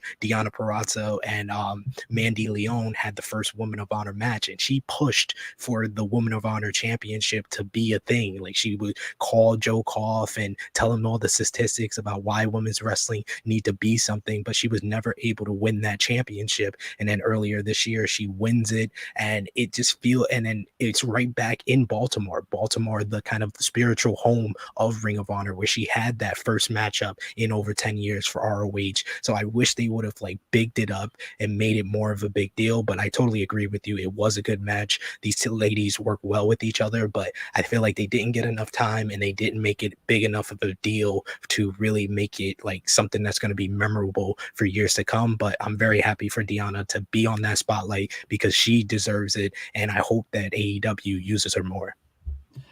It'd be nice if AEW used her more. I don't know what her Impact contract situation is, but it seems like she's there, and that was one of the you can only do as much as you can do with it. It was very obvious Mercedes was going to win last night. That hurt the match a little bit for me, is because you just kind of knew who was winning that thing. I don't think they got enough time. I would have liked for them to get more time as well. I thought it was a good match. Very happy for Deonna, who's been fantastic in Impact, fantastic since her she was released by WWE. She is a complete star. She's gotten much better in the ring. She's gotten just much better her overall presentation and everything. I would like to see her more on AEW television. I don't think it's going to happen. I don't know what her Impact contract is, but I think she should get books by AEW. And, you know, if that means going to ROH, whatever their situation is by the time Deanna's free, we shall see. I'm very curious and interested to see just where the ROH under the AEW banner goes, because obviously it's on television. Samoa Joe's there. Jonathan Gresham wrestled the one match, but hasn't really been mentioned or featured or anything since. And now Mercedes, like, she was an AEW staple and in storylines before. Now she's the ROH Women's Champion. I imagine the belts will kind of keep being defended on AEW television until whatever distribution deal gets worked out. But last night definitely felt like a Deanna moment more than anything, where people who, if you follow Deanna and you know kind of her journey, it felt like something special for her more than Mercedes, which I think one is a little unfortunate. It's great for Deanna, don't get me wrong, but I do think it should have been a bigger deal for Mercedes. And yeah, it should have just been a bigger deal overall. But one, the problem is they didn't hype it up quite enough. They should have shown that road to. You're right, SB3. And two, like True Heel Heat, which I assume is JJ, that's Romeo. That's probably okay. Romeo. Sorry, yes, Romeo. I apologize. Yeah, Romeo says Baltimore did not give a damn about that match. And look, man, Deanna, the fan base, the crossover is there. Baltimore was the ROH home, but Deanna didn't really wrestle much in ROH over the past few years. They're in the Baltimore era. She was elsewhere. Mercedes, same thing, didn't really wrestle there in the Baltimore era. I imagine those fans knew who they were, but there wasn't a whole lot going into the match. It was just, hey, here's the match for everybody. It's for the Undisputed Women's Championship. That's what it was. And people who've seen Mercedes on AEW television, they've mainly seen her lose. And then if you haven't seen Deanna on AEW television, so I understand why maybe the fans were a little bit cold, because it wasn't presented as a big a deal as it probably should have. It was a Deanna moment. It was great. I hope it leads to continued big things for her. We shall see where it goes with Mercedes in the ROH women's division and just where ROH goes in general. And to be fair, like, and I don't mean this as like a dig or anything at anybody, but I get like if Baltimore wasn't that into it, like the live crowd, like I get that, but like me personally, like I really don't care when it comes to like anyone else's perception of this kind of stuff, because it's like I get it all. You know what I mean? So it's like I get the history. I thought it was a good match, and me as a fan, like, yeah, I thought it was great. Stephen Jensen hates all of you, is what he's trying to say. He does not care what your opinion is, only cares about what his opinion is and his taste. My point is that other people's opinions aren't going to sway my opinion of something that I like. That's fair. I think honestly, most people should be like that. Is just whatever you like and believe, and whatever pops you and whatever you enjoy. Great. Don't listen to the majority. But we have a fucking Degrassi show. Okay. Like, you think I care what people think about me? But when the arena is kind of silent for this match, like, that tells the viewing audience and even people at the arena a certain thing. Maybe it was bad positioning on the card. Maybe they didn't do a good enough job hyping it. Maybe the casual fan didn't care or anything like that. The women were put in a tough spot, but I thought they made the most of it with what they ended up doing. Stephen Jensen still hates all of you. Every single one of you listening to this. Y'all know what I mean, though. It's just one of those things, like, you know, if you know, that's the other thing about AEW just in general. Like, when people complain about, well, the casual audience isn't going to get it, or like, and the crowd didn't pop big enough for this, that, but I'm sitting at home loving the show. It's like, I don't really care if you didn't like it, because like, I got it. Like, you know what I mean? Yeah. Like, this was for me, you know what I mean? Like, so, but yeah, this is what it is. You know, it is weird when you watch the show though, and like something really cool is going on and like the crowd's not making a lot of noise. Like, I get the weirdness of that, you know, I get it, but just because the crowd wasn't making a lot of noise doesn't mean that I don't think it was like a really cool thing that they did last night. So I can't wait until Daniel Garcia comes out with the PWG world title, and Excalibur is marking out that Daniel Garcia is the PWG world champion, and everybody is like, what is a PWG? And Daniel Garcia has to he should throw the title in the trash can because he's a sports entertainer and he doesn't give a fuck about this PWG championship. That's what Daniel Garcia should do. That's my indie spotlight. Daniel Garcia winning the PWG championship. Look at that shit. I'm a fucking professional, everybody. What a transition. SB3, Well what do you done. think of Daniel Garcia winning the PWG championship? I'm very excited to see what he's gonna do with it. Daniel Garcia is someone that I was late to kind of discovering, thanks to John Alba sending me some of his John some, Alba. some of his He takes claim for all. I told Sean Ross Sapp about Daniel Garcia. I told SB3. I told the whole world. No one had ever heard of Daniel Garcia until John Alba, apparently. Yes, John Alba, Dork. that great, beautiful man. He let me discover Daniel Garcia, saw his 60-minute Iron Man match with Wheeler Yuta. So I feel like in AEW, we really haven't seen the full potential of Daniel Garcia. So anytime he can get an opportunity in an independent promotion such as PWG to kind of showcase that, I can't wait to being able to watch Bandito. It's just too bad I have to wait like a whole year to see that 6 months. 6 months, all right? It's It's ridiculous. Unacceptable, though. It's Unacceptable. In this day and age in wrestling, PWG is leaving so much money on the table every time they have a show by having this their business model. It's ridiculous. I hope Garcia, everyone knows, like, especially the AEW audience, like, they know Garcia is the champion and stuff, at least a certain spectrum of them. But, like, I hope 6 months from now is when he comes out with the title. He's like, did you see my match against Bandito last night? I finally won the PWG championship. That's what Garcia needs to do. Sports entertain the fuck out of this. It's like the 2011 ROH taping schedule. Remember when they first went to Sinclair and they would have Jay Lethal beat El Generico for the TV title, but you didn't see it on TV for like 3 months. Like, it's like that, but it's even more ridiculous because we're in 2022. Everybody's on Fight TV. Everybody's on IWTV. It's like, PWG, you're one of the biggest independent promotions. Like, you need to do something to get your stuff out there a little bit faster. But yeah, I'm excited what they're doing in PWG. It always sounds like a great show. It's just very unfortunate that I have to wait so long to actually see it, and it's so hard to get a hold of these DVDs. I want to go back to the days when I used to go to a Ring of Honor event at the Hammerstein Ballroom and they had the PWG DVDs there. They don't even do that anymore. There's no more of that. So you have to like go out of your way to find it on the internet, find it or see a link for it on like a streaming site. It's just very weird how we don't condone that here, by the way. Please do not put that out there. We don't condone illegal streaming here on Fightful.com.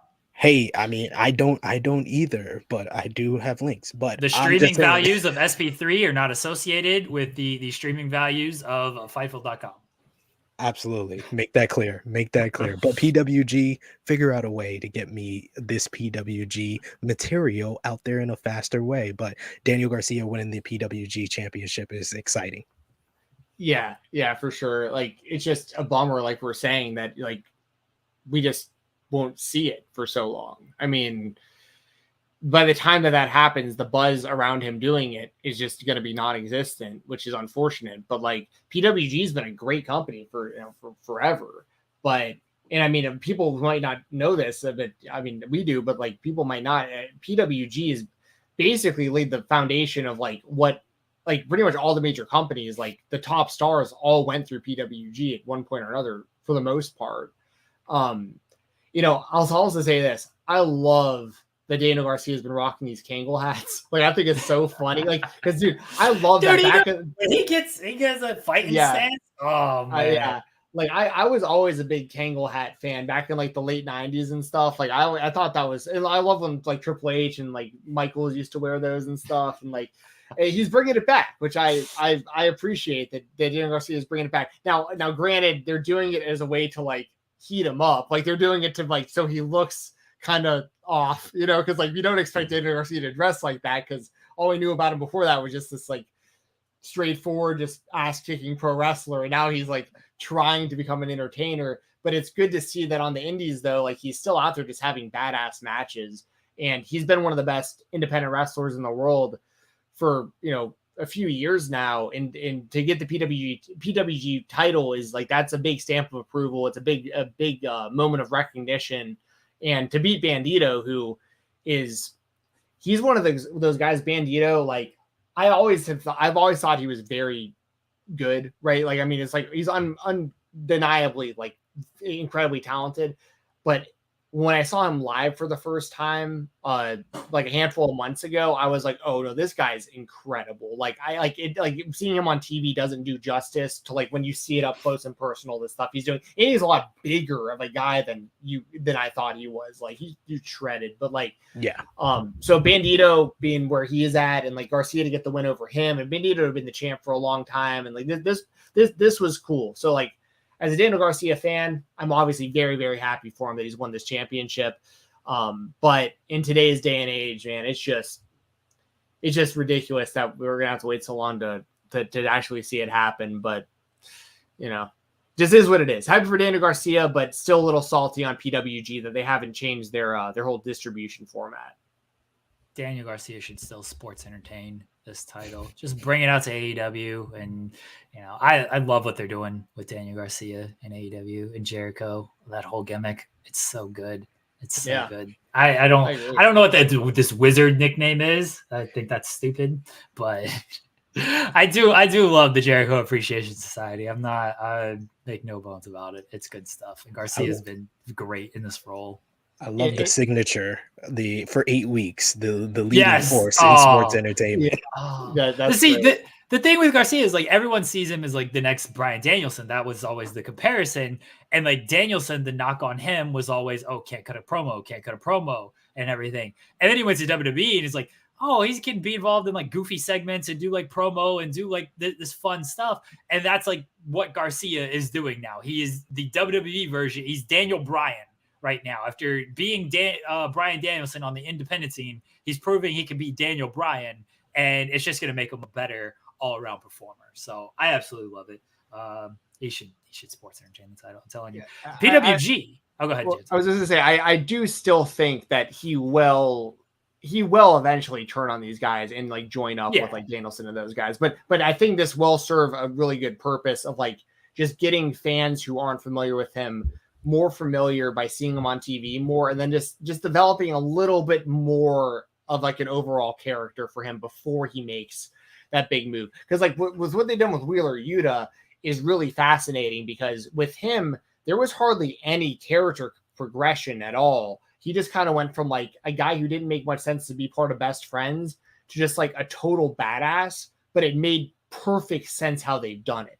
And like that video, they showed like a short version of it last night, but that video that went on Twitter a few days ago of him, Regal, the whole Blackpool Combat Club, that video was awesome. Like that, like if someone wants to know, like, hey, Stephen Jensen, okay, who is this guy who talks about wrestling on the internet or whatever? What kind of things would he like? I'll just point to that and be like, that's the kind of wrestling fan I am. Give me this type of stuff as often as you can. This rules. In Wheeler Yuta, like, it just makes perfect sense. But we're gonna see, I think, a bit more progression with Garcia first. I think they were going to put Garcia in this group initially, but the word is that Jericho like handpicked Garcia, and like you don't really say no to that. You know, it's like, okay, Jericho wants me and he's gonna make something out of me, like I'm in. You know what I mean? So Jericho handpicking him shows that like maybe he even kind of saw the Daniel thing with Garcia and making him essentially Daniel Bryan and getting more out of him in that character. Garcia would have been great in Blackpool Combat Club. I do think Wheeler Yuta kind of needed it a little bit more, especially if this is the route that they've gone with Daniel Garcia. Now, PWG might not have a streaming service, but Defy Wrestling is on Pluto TV now. They debuted on Friday with Wild Ones. Jensen, this is your indie spotlight. Before, Defy wasn't anywhere, I don't believe. Now they're on Pluto TV as of with Wild Ones. And Jensen, you know, thoughts on them landing on Pluto TV, and then just overall thoughts on the show, if you'd like. Yeah, so them on Pluto TV, I think, is awesome for a lot of reasons. The main one is that Pluto TV is a great service. Like, it really is. I obviously I'm not like paid like or endorse like I'm not like endorsing this for any other reason that I like legitimately think it's a great service. It's totally free to use. They have like hundreds of channels. You can watch Degrassi for free on there if you're into that kind of stuff.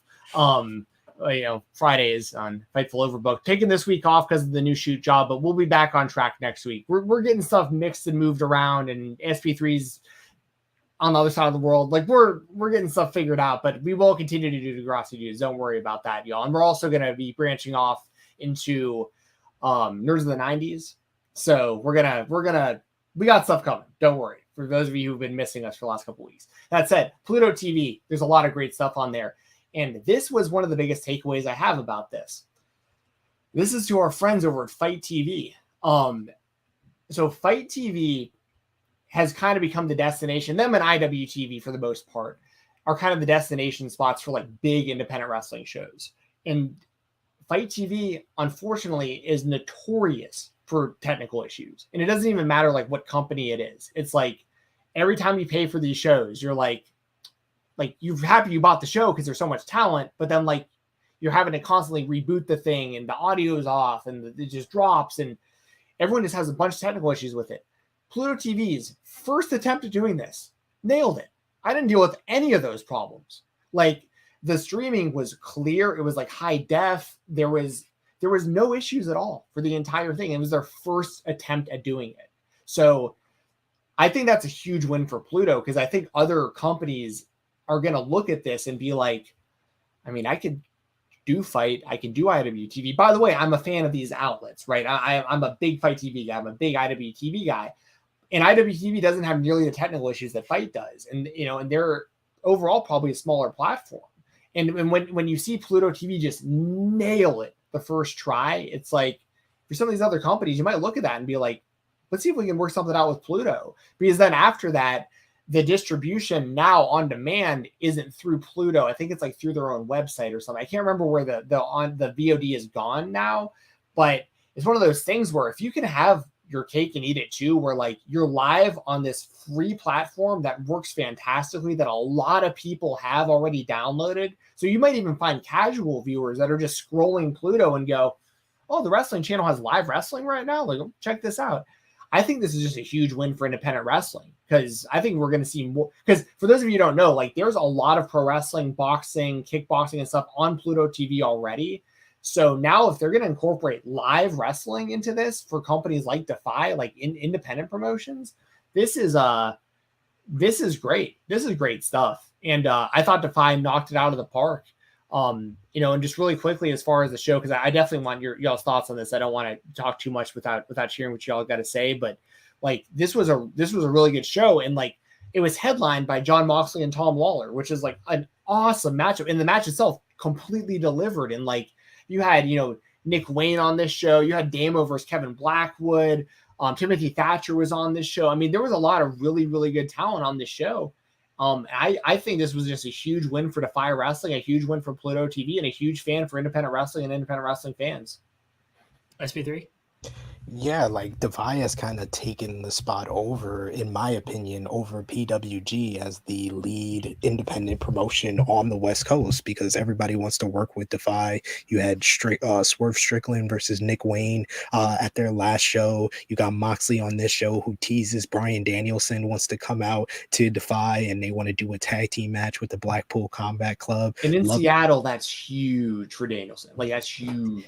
Exactly. I think the only thing that AEW is worrying about is having a show in Seattle first before he does that, because they want that first Danielson match in that area to be with AEW. But I think Defy's doing some great stuff, and especially the way they've been pushing Nick Wayne, and he feels like they're star on the rise. And with his history, he's always got his family in the crowd. I love that type of stuff, and this is a show that's on my bucket list that I'm gonna watch. We got Pluto TV out here in the UK. So I'm going to go out of my way to check that out on the wrestling channel. So I think Defy is doing a lot of great stuff. They're really kind of revitalizing that West Coast area where, they had great promotions. And like you said, all these major stars like Kevin Steen and El Generico come from like PWG and a lot of these West Coast promotions. So to see that Defy is kind of bringing that vibe back, I love what they're doing. And you made some great points about Pluto TV. PWG, this is like a message for you. Maybe you should call them as well. I don't know if Pluto TV has done any other like live sports streaming based on I literally just tried like looking and researching right now. And based on what I've seen, it doesn't look like it. Maybe somebody in the chat, maybe have watched a soccer game live on Pluto or something like that, but it doesn't seem like they've done any type of live streaming before. So like Jensen said, the fact that they got through this stream live, like no issues, like it was clear. I didn't get a chance to watch the whole show live. But I did check in early on just to see kind of how it went. And from the early bits that I saw, it ran smoothly. Jensen is saying the whole thing ran smoothly. I did go back and I certainly rewatched Jon Moxley and Tom Lawler, which ruled. Everyone go watch that match. Like if you like the Jon Moxley Bloodsport type matches, you will absolutely love this match. If you like basically anything Jon Moxley's done on the independent scene during his independent run, you will enjoy this match. So everybody definitely go back and watch that. But if Pluto TV is serious about getting into like kind of live streaming sort of stuff, this, kind of like Jensen said, is a good start for them because they've proven they can do it. It held up well with Defy. There's plenty of wrestling promotions. They do air some wrestling. I was just looking, like Beyond is airing right now on it. Impact airs on it. Action airs on it as well. So like they have some type of partnership with various companies. They have a deal with IWTV as well, like in general. Yeah. So companies might be looking at, okay, hey, why aren't we streaming on like Pluto TV if they're serious about being on it? You mentioned Fight. It's for some reason, Fight's been doing this forever and they still have these issues. New Japan, the last show was bunch of issues. New Japan just had to put out a statement last night of like, hey, we promise everything is cool with Capital Collision, improved services, and we've overhauled our production and stuff. And if you have tech issues, refund, no question asked. Also, here's 5 credits. Like they are trying to make sure everything is good with this upcoming Capital Collision show. Like I don't understand how Fight still has like some of these issues. And they're running bigger venues. The production might be maybe a little bit more expensive, or the setup, the arena, I don't know, but they're certainly bigger venues. I imagine that leads to kind of more difficulties and everything like that. Regardless, it made a good first impression for Pluto, for Defy. It could lead to other companies getting some type of deal. It'd be great if PWG went that route. I still don't know if they actually have interest in doing that, but they should maybe think about it, because if not, Defy might kind of take over the little West Coast spot a little bit if they can get this streaming and venture down to California from Washington. We shall see. But good start for Defy and Pluto, and hopefully there's more events and more promotions coming onto the channel. Yeah, 100%. And I'll say this too. I talked to someone at Fight TV after that New Japan show, like someone I know that's with them. And I was like brutally honest about it. They might even be mad with me for all I know, if I'm being honest. But I told them, I was like, look, like I feel personally responsible for like I hype some of this stuff up so much to get people to order it that I had people hitting me up and saying, dude, you made me you got me to spend $20 on this show and I can't even watch it. And I'm like, yeah, it makes me feel great. Like I convinced you to order their show, and now they're upset that they've ordered it. They feel like they've wasted their money. And I'm like, I'm not a unique case. There's a lot of people out there like me that are like promoting their stuff. And then like I have people coming at me upset that I recommended watching this because like they're having so many problems ordering the damn stream or keeping the stream from crashing. So I told someone I know at Fight TV about that. I was like, listen, like this doesn't just affect y'all. Like y'all are getting really negative publicity out of this on Twitter every time it happens. There's no way you could possibly be ignoring this. The whole show, it's really sad when there's more people complaining about streaming issues than talking about the incredible talent they're putting on these shows.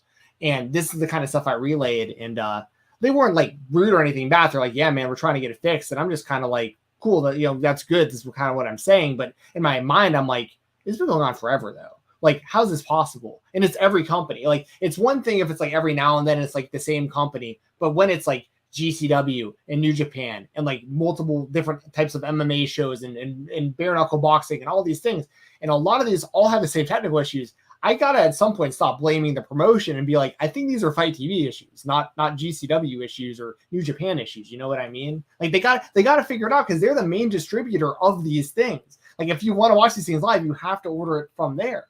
So they got to get it figured out because there's things like Pluto TV on the rise for free doing it better. We should start our own streaming service, Jensen. We'll stream all of the wrestling. Somebody clip this and do Stephen Jensen shoots on Fight TV. I don't want to get us in trouble either, because like they do help out a lot as well. Like, I mean, Fight TV has been great to me historically. I'm just saying, like, I got to keep it real sometimes too when it comes to this stuff, because when the online discourse is more about streaming issues than the actual matches, that's a problem. Yeah, 100%. 100%. Again, when New Japan is putting out statements like, we promise things are good this time, guys, it's not good. And putting out statements of apologies after Windy City Riot, like, that ain't a good look for your streaming service. All right. New Japan is one of the biggest company, they're the biggest company in Japan. They have a good foothold in America. Like, it ain't good when they got to put out these statements regarding your streaming service. I mean, when you're on the front end telling people like, hey, like, and if it doesn't work, like, we'll give you, like, we already got a refund system set up for you. It's like trying to sell something and being like, well, you're probably not going to like it, but like, if you do, you get to keep your money. But if you don't, we'll give you your money back. So we're just desperate for you to watch this. You know what I mean? Like, it's kind of a weird look, right? Like, to already kind of set the expectation of refunds before the show even happens. It's like selling an action figure and giving them super glue with it. Like, here's this great action figure. It's going to fall apart. So here's some super glue just in case you need it. And the sad part is with Windy City Riot, it was a really good show. And a lot of people should be talking about Jon Moxley versus Will Ospreay outside of the finish being one of the best matches that they saw all year. But no one's really talking about that. Everybody's talking about the technical difficulties that they had. Exactly. Yeah. And on the positive side, Pluto TV, which was the whole point of this, they killed it. And I can't wait until the next Defy show on Pluto. I hope it happens soon, and I will absolutely be watching. We have a humper chat from Ricardo the Black Guy who says, can't wait to see referee Thunder Rosa versus number one contender, the coach, Serena Deeb. Should be a great match. I wasn't feeling that little promo segment between the two last night. Just, I don't know. Wasn't that great to me, but the match should rule. Yeah. Thunder Rosa and Serena Deeb are two of the best in the world, in my opinion. So like, I'm all for the match, but you know, I don't really even care how we get there. If I'm being honest, like, I just want to see the match. Oh, you're gonna get there. The Serena Deeb's the number one contender. The rankings matter, Stephen Jensen. Well, I mean, how we get there as far as like if they're like cutting promos and there's any kind of story involved. I'm just saying, like, I think that dude, this Robert guy just hates me. I don't know why. It's like I think it's because I react to it. Like, he's the only one in here who's just like constantly like, yeah, whatever pisses Steven off, we'll just go ahead and do that more. He's just poking you. He's just poking you. He's poking me. It's kind of funny. It pops I know that he's doing it. He's the only one in years and years of Twitter. I think he's the most consistent about trying to get under my skin of anyone I've ever seen in comments. You gotta like ever. it. Like, you know, you have an actual hater, Jensen. Or he's doing a great job of being a bit as a hater, which is even better. If you're this committed to the bit, you know I love a good commitment to the bit. That's even better than being an actual hater. Listen, at the end of the day, you're cool and you're cool with me if you're coming in and you're watching the show. You know what I mean? Like, I appreciate everyone who watches. And here's the thing, not everyone's gonna like me. Not everyone's gonna agree with my opinions. And I understand that and I accept that. Don't say that. Bury him. No, you know, Robert R. I don't come to your chat. How's your YouTube channel doing, Robert R? There you go. Triple H on him. No, I appreciate him watching the show. But you know, I'm not a big fan of hate watching things either. Like, I don't know if he's the same kind of guy who's breathing super heavy into his keyboard, all caps during Raw for 3 hours every Monday, but still watches it. So I don't know. Again, if he's either very committed to the bit, which is tremendous, or you have a hater. If he's just committed to the bit, I have massive respect for that. Like, I actually have serious respect for it. If it's just a bit to pot, if it's a bit to get under my skin, he has achieved it. Great, you point him out every single time. You keep promoting him. Well, I know, but it's like, because it's the one dude. I'm just like, everything is like, fuck Jensen. It's like, what am I doing? Like, I'm giving my opinion on wrestling. Jensen is the loved one on Degrassi dudes. I'm the one that tries to get under people's skin by hating on Spinner and just going over the top with my criticism. So Jensen's not used to being the one that people are poking. That's true. But hey, once again, if you're watching, I appreciate it. In all honesty, go ahead, Jeremy. Well, I mean, it's almost 8 o'clock. For SB3, what time is it over there? Like 2? It's almost 1. Okay. You need to go to bed. I'll go to bed. I'll go to bed after we're done. Well, since usually the creator spotlight, we actually talk to, how people got into this line of work and what they're working on and stuff. SB3, your respect means nothing to me. Fucking rules.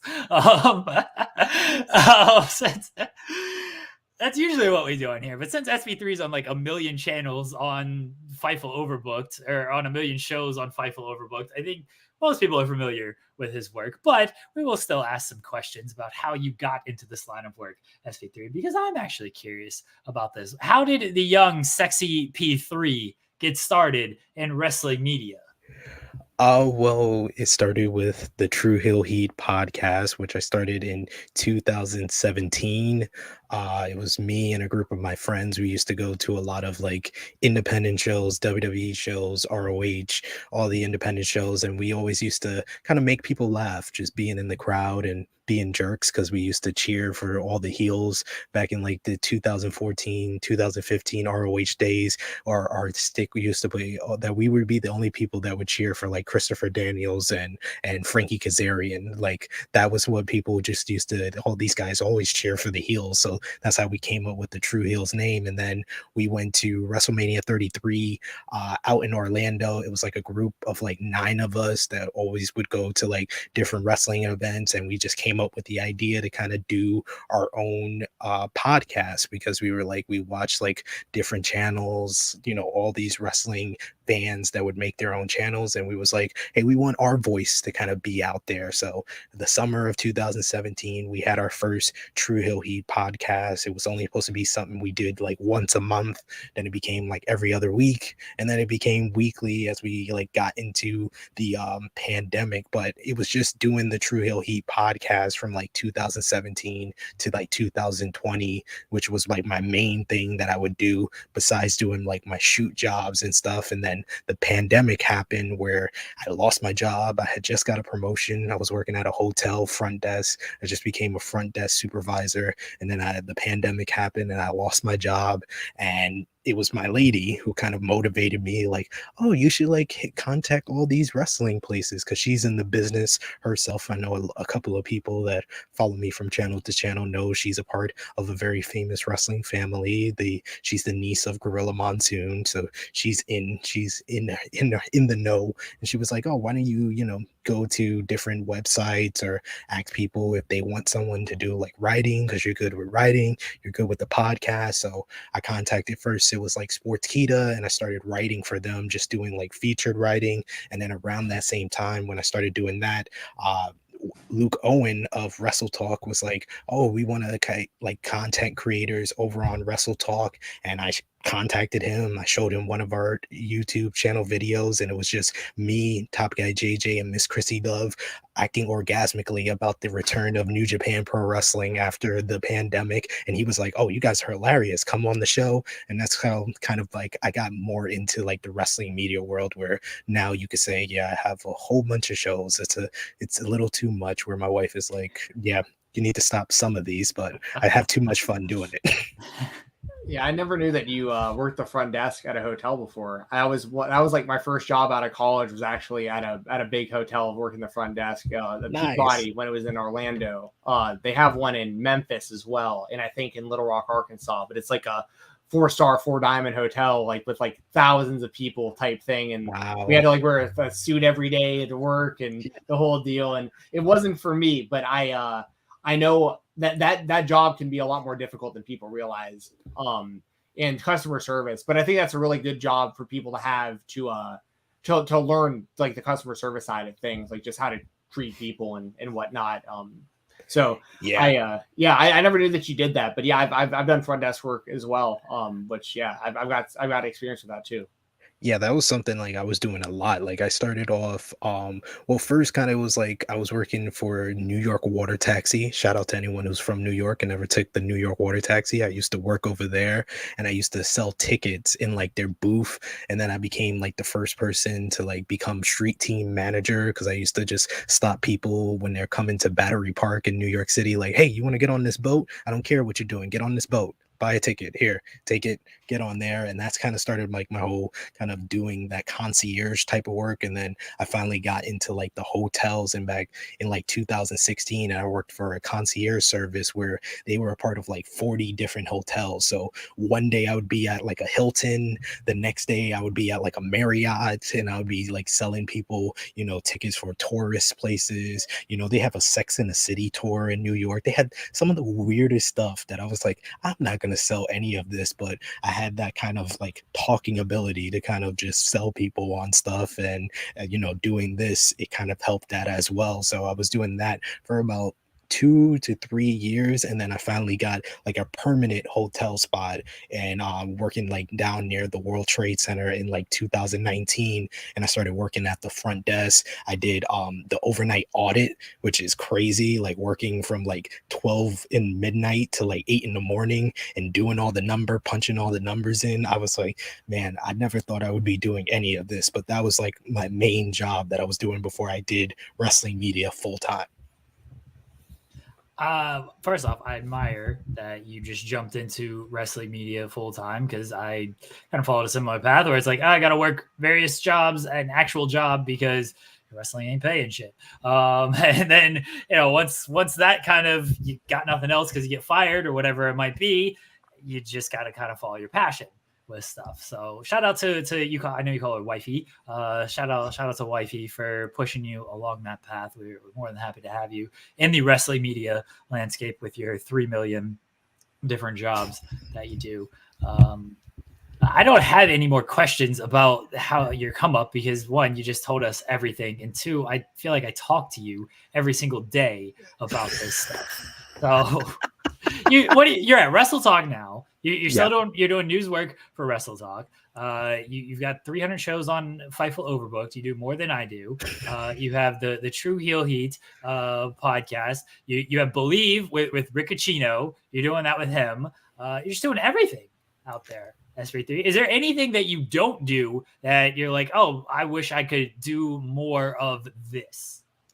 Like, my thing before was I wanted to do something where I talked about sports. Like, I think I put out a tweet like last year around the time where, you know, I just had like True Hill Heat, I had like Wrestling Daily, and I had like Sportskeeda, and I was like, okay, like this is cool to talk about all this wrestling, but I feel like I talk enough about wrestling. I'm doing enough in wrestling. And then I wound up getting more shows about wrestling. It's kind of crazy how that worked. So I was like, hey, I want to do a show talking about sports, because I'm very much into basketball and NBA. And then Jeremy hits me up and he's like, hey, you want to do this morning show where we talk about anything but wrestling? And then I was like, oh, you check that off the box. And then, you know, you kind of helped me a lot with that, and, you know, bringing me on the distraction and connecting with Joe, and how you guys like seamlessly was talking about like sports and wrestling. And I was like, cool. And then you introduced me to Jensen, and we did that Mighty Ducks podcast. Like, that Mighty Ducks podcast is like the origin of me being like, hey, I can use all this wrestling podcast stuff to talk about all the other stuff I really want to talk about. So I could do that to talk about, you know, basketball and all the other sports, get more back into like football and baseball, the stuff I used to like when I was like a little bit younger. But I can also talk about Mighty Ducks, and then when we discovered we were both Degrassi fans, that was just like the ultimate pop for me, because like working with Jensen on Degrassi dudes, and how we just started on Twitch with like 1 or 2 viewers, and then that grew to like 6, 7, 8, 9, 10 viewers on Twitch. And then Joel was like, hey, you guys want to come on Fightful Overbooked? And now we got hundreds of views every single week for us just talking about Degrassi, and like the most like out of like, we just talk about it in a weird way. Like, we pick a subject and we just go in about it, and then we wind up down a rabbit hole talking about My Brother and Me, and The Secret World of Alex Mack, and Carissa Explains It All, and all these Nickelodeon shows. And it's just like, hey, we can also do a show talking about all the 90s nostalgia that we all talking about. So yeah, I think that I kind of have checked off all the places that I want to do and how I want to like connect with everybody. But really, like, my wrestling media is just been the people that I've been able to meet. Like you two guys have really helped me with like the other stuff that I wanted to talk about. And then Alex McCarthy, although you want me to punch him in the head, he's someone that during the pandemic, I was just like, hey, you know what I'm gonna do? I'm just gonna, before I even connected with Wrestle Talk, before I connected with Sportskeeda, I think I got fired in March, and I was in a real dark place. I'll be honest. Like, I'm a big Kobe Bryant fan. You and me, we talk about that all the time. So losing Kobe Bryant was like really heartbreaking for me. And then like a month later, my dad actually passed away. So it was like two of the most like important male figures that I lost in in a matter of a month. And then in that same time frame, I had two kids. I had twins, and like we were kind of like separated because of the pandemic. Like I was staying at my house, they were at my girl's place, and I wasn't able to be with them. So I was kind of like just mentally not there. So I was like, hey, I need something to distract me. And once again, wifey was just like, hey, why don't you try, like, you did like interviews before, why don't you try like contacting the wrestlers, because the wrestlers ain't doing nothing because this pandemic, they're not wrestling. So contacting people like Royce Isaacs, and I interviewed him on my channel. AJ Kirch, interviewed him on the True Hill Heat channel. And then I was like, hey, why don't I go outside and interview people from like sports media and wrestling media? And I contacted Alex McCarthy, and that was like, he was like my spiritual like wrestling brother. Like I was a big Rock fan when I was young. He was a big Rock fan when he was young. He's a big Laker fan. I'm a big Laker fan. And we, in that interview, like really connected. And then when, just 6 months later, Wrestle Talk contacts him and it's like, hey, we want you to do Wrestling Daily. And he's like, hey, great. And they're like telling him, hey, we want you to do it with Louis Dangoor. He was like, wait, hold up 1 second. How about I bring in my own people too? Because I don't want to deal with Louis all the time. That's a shoot. But You shouldn't want to deal with Louis all the time. Louis sucks. He's awful.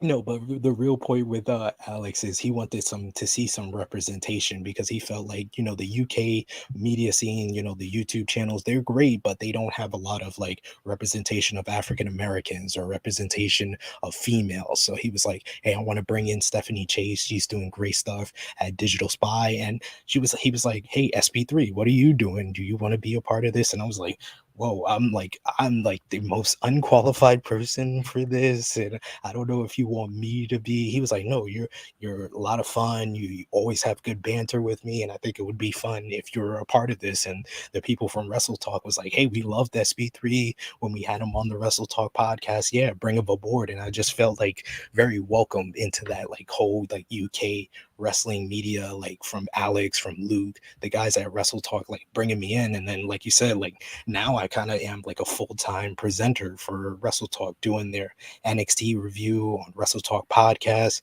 I was able to visit the studio while I'm out here in the UK and kind of felt that love in person. Like they all came in a line and was like hugging me. I'm like, I'm like bringing in for the real thing. I was like, this is really cool. And I feel like very welcome. I feel like I'm really a part of the team, and I'm doing the news writing full-time, 4 days a week. So it's like really my full-time income, and I'm basically making the same amount of money that I was when I was working in the hotels. And it's like a mind blown for me, like the last couple of months, and now everything during this whole like the pandemic happened, and it was like taking 3 steps back to kind of catapult myself into something that I always wanted to do, and that's working in like wrestling and wrestling media. I love Alex McCarthy. Please don't tell him that. You should still punch him in the face, please. But I know Alex. I think I knew of you from Alex, essentially, because I saw you guys on Wrestling Daily. And then, yeah, we started probably talking about basketball on Twitter. And that's how kind of everything started there. Alex is great. I absolutely adore him. Nobody tell him that. Nobody spoil that for Alex. That's my shoot enemy right there. Honestly, I can see you're getting emotional, and like I'm just so happy that you're succeeding in all of this, because we've been friends for a bit. You're one of the people I've always loved, respected, admired, just like your work ethic and your hustle. I think that is something that people don't have enough of in wrestling. Some people do, but some people, there are opportunities out there and they don't always like go and just try to like grab them. And maybe sometimes they can't and stuff, but anybody who does, I always love and appreciate that. And I admire that, because there are the opportunities there if you just have to really want them and really just kick down some doors. I mean, Denise Salcedo talks about it all the time, is like, no one's going to just sit there and like come to you for a lot of this stuff. You've got to reach out to people, and you've got to kind of make your own breaks with a lot of this stuff. And you're somebody who's done that. And that's one thing I've always admired and respected about you, SP3. I really appreciate that. Like I said, like meeting you, meeting Jensen, like everybody from Fightful, it's just been like, you guys have just welcomed me in, and I'm just like, hey, like 2-3 years ago, I was just a fan watching you guys. So I admire you guys, like, and your hard work, because, everyone in this wrestling media game get a bad rap, and there's always people criticizing you on your opinion, what you got to say. So I know what you guys go through, so I admire each and every one of you and the hard work, because people don't realize how hard you guys work to just make a dime and make a living out of this. And it's just a very hard business to get into, but it doesn't even feel like, oh, we're just like workmates, or we're just like people that just do a podcast together. We are like really friends and like a brotherhood in this whole wrestling media game. So that's why I love it. Like, assuming they can make it, Stephen Jensen and SP3 will be at my wedding. They'll get invites anyway. Whether or not they can make it, I don't know. But my wedding is legit just all wrestling media, folks. I said I'm going to schedule it the same weekend as All Out and force everybody to choose. Be like, you guys coming to All Out, or are you going to my wedding? What are we doing here? I'm actually not going to do that, because I feel like people will just choose All Out, and I have no friends at my wedding. It'll just be essentially, just the entire guest list is wrestling media. It is. So it's 100% the entire guest list. But yeah, man, I that Mighty Ducks podcast you were just talking about was one of my favorite podcasts I've ever done, and that was when me and you got to become friends. Joseph was a part of that as well. Like that was a lot of fun, that show, and then that branched out to a lot. That was like just realizing, I told you before, but it's like realizing you have like a brother on like the other side of the country that like is into all the same stuff you are, right around the same age, and it's like now we have like 30 years worth of stuff that we are into that we can like talk about, that like we haven't really talked about with a lot of people, which I think it's just really cool that we can do that kind of stuff. I had one question for you about True Heel Heat. How did you meet Romeo? Because that's a guy that I've gotten to, do a bunch of stuff with, whether it be watch alongs or just, talking about MMA and stuff. He's a guy that I really like, and I think that y'all are a good team and everything with what y'all do. So how did you know him? Well, I actually met Romeo from like a Facebook wrestling group. We were like in the same group, and it was a lot of like, if I have like a good banter and I can go back and forth with you, I kind of always am like, I'm intrigued by that person, and I like want to get to know them more. So with Romeo, it was like I was a big Roman Reigns fan, and Romeo hated Roman Reigns. So we used to just go back and forth on that.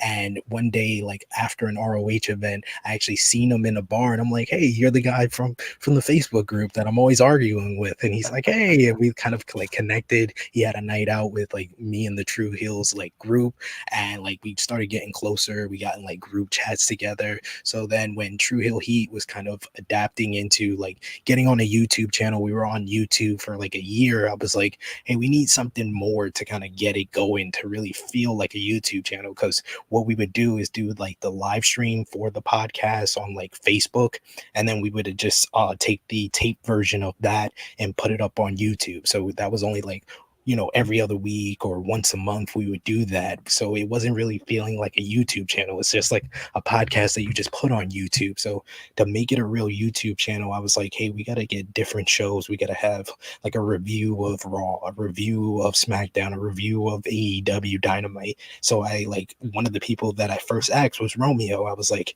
hey, what would you mind like doing like because he was always into like the news reporting. He feels like he's a reporter, but he comes off more like Will Ferrell as Anchorman. And we know he's longtime friends with the #1 news reporter on YouTube. We won't name him because that will get us a whole bunch of heat here on Fightful. But there is the link there that I know about. So. Exactly. So I was like, hey, you want to do like your own reporting show, like the Romeo Report? And he just started doing that for a while. But then like as the YouTube channel was growing, like when we started doing that, that's when our YouTube channel, like we went from like 200 subscribers to like 500 subscribers, and we felt like, oh, we getting some momentum here. So Romeo was like, hey, I want to do more. How about I do like a Raw review with one of the guys? And I'm like, hey, sure, go for it. And then he was like, hey, how about I do like more of like editing and producing and stuff? And like he's really become like the right hand man, and the whole reason why our YouTube channel kind of went from just 200, 300 subscribers to like 2,300 that it is right now. It was really like Romeo kind of being that person next to me to kind of keep it going and like be an executive producer and kind of take the hands and the reins of everything and really like push it forward. So I owe a lot to Romeo. He's like my longtime rival and only my short-term friend, but but he's really like, he's a brother to me, and that's why I always call him, he's really the face and the ace of the YouTube channel. Because like you say, Jensen, I got more shows than you on Fightful Overbooked. Romeo's got more shows than me on True Hill Heat, so I think it's even out. This is going to be the origin story of Jensen and Robert R. They're enemies right now. They're yelling at each other, and then they become best friends. They're going to have their own podcast and everything. It's going to be great. Romeo, I think I've only done like 1 or 2 shows with Romeo, but he was so fun, and he's so fun on Twitter as well. I tried to get him to do a bit for the Distraction Christmas show. Unfortunately, we couldn't make it work. And he's always inviting me on stuff, and I'm busy, and I apologize for that, Romeo. But yeah, Romeo was great. And I apologize that I thought it was JJ in the chat and not you as well. I do feel bad about that. I was gonna say, you never know. There have been plenty of people that I started off rivals with, like that, like we really didn't like each other, and then you realize you have more in common with that person than like anyone else, and you're just like, why aren't we friends again? Like this is so stupid that we're like fighting each other over stuff when we should be allies. You know what I mean? Like, and that sounds like that's what happened with you and Romeo a little bit, which I think is cool. Yeah, it definitely is that. And a lot of the people on the YouTube channels, like people that I used to like bicker with on social media. Another one is like Josh. She used to be like, I used to have the whole hatred of Cody Rhodes from him flipping me off. And Josh used to always be a big Cody Rhodes fan and be like, oh, Cody's great. Cody's this and that. I was like, no, he didn't give me a too sweet. Screw him. I'm going to boo him everywhere I go. And that's how we kind of connected and be friends. So I love when it's someone that you've kind of bickered with or bantered with, and then it develops into a friendship. I think those are like kind of some of my best friendships, honestly. SB3, I know you're not at your actual place, but I'm still going to ask this because I think you might be able to just pull something dumb out. What is the coolest thing you have in your room? The coolest thing I have in my room, well, I have a big Mickey Mouse doll, but that's not really mine. There's also this. This is from my daughter. Yeah, Peppa Pig. Yes. This, if you want to talk about a true heel, Peppa Pig is a true heel. What a dick Peppa Pig is. Absolutely. Dude, watching this with my daughter and my son, I was like, this girl, I'm talking to my wifey, I'm like, this girl is a jerk. Like, she calls her dad a fat. She totally like, one time she's like telling her friend, oh, I don't know how to whistle. And she was like, her friend's like, oh, how do you whistle? She was like, they say you're supposed to put your lips together and blow, but I can't do it. And then her friend does it, and she hangs up on her friend. I'm like, this girl is a total heel. I don't know if I love her or hate her. No, she's the worst. That's the only thing that's the only thing I've ever seen of Peppa Pig was that, and I've seen that clip like it went viral or something where I know exactly what you're talking about. He just hangs up. Yeah, I don't know anything else about it, but that's kind of funny. So I didn't realize that show was like what that was. It was like that. Yeah. Peppa Pig sucks. All right, absolutely sucks. The kids like to watch the Peppa Pig as well, and like you think it's like this cute little show. It's like, oh, cool, and then you actually watch it, and you're like, one, they don't have logical conclusions to their episodes. They just like end. It's like, what is this SNL skit just ending out of nowhere? It just ends, and then Peppa Pig sucks, dude. Burying Peppa Pig on this show. I like that you went just a kid's toy though. Pops me tremendously. That's something that we ask every episode, by the way. SP3 is we always ask for the coolest thing in the room. So like you just happen to get on the show at a time when like didn't have a whole bunch of cool stuff Yeah, around. Mose was in his car. I didn't know what he was going to Yeah. pull out. So whatever room you're in, you got to just come up with it right then on the spot. So that's Exactly. a pro. He knows right on the what's going on. spotlight. Right on the Yeah. spotlight. Yeah. Me and Peppa out here in these streets. This the toughest pig in the streets, man. That's all I know. Peppa Pig could probably fight, man. As much of a bully as that pig is, like, yeah, Peppa Pig could probably throw hands. Throw. What do pigs have? Hooves? Pigs have. I guess Peppa Pig has a hand, but like actual pigs, what do they have?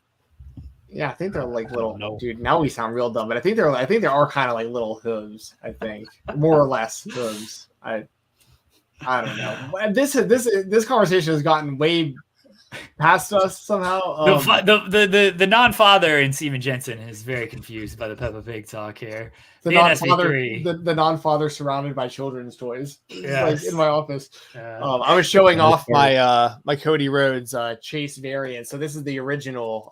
This is the regular version, but I just got this yesterday. This is the Chase, the harder one to find. So very very happy about that find. Anyways, well, see, that's the thing about doing this with SG3, like Jeremy's saying, we talk so much that it's weird.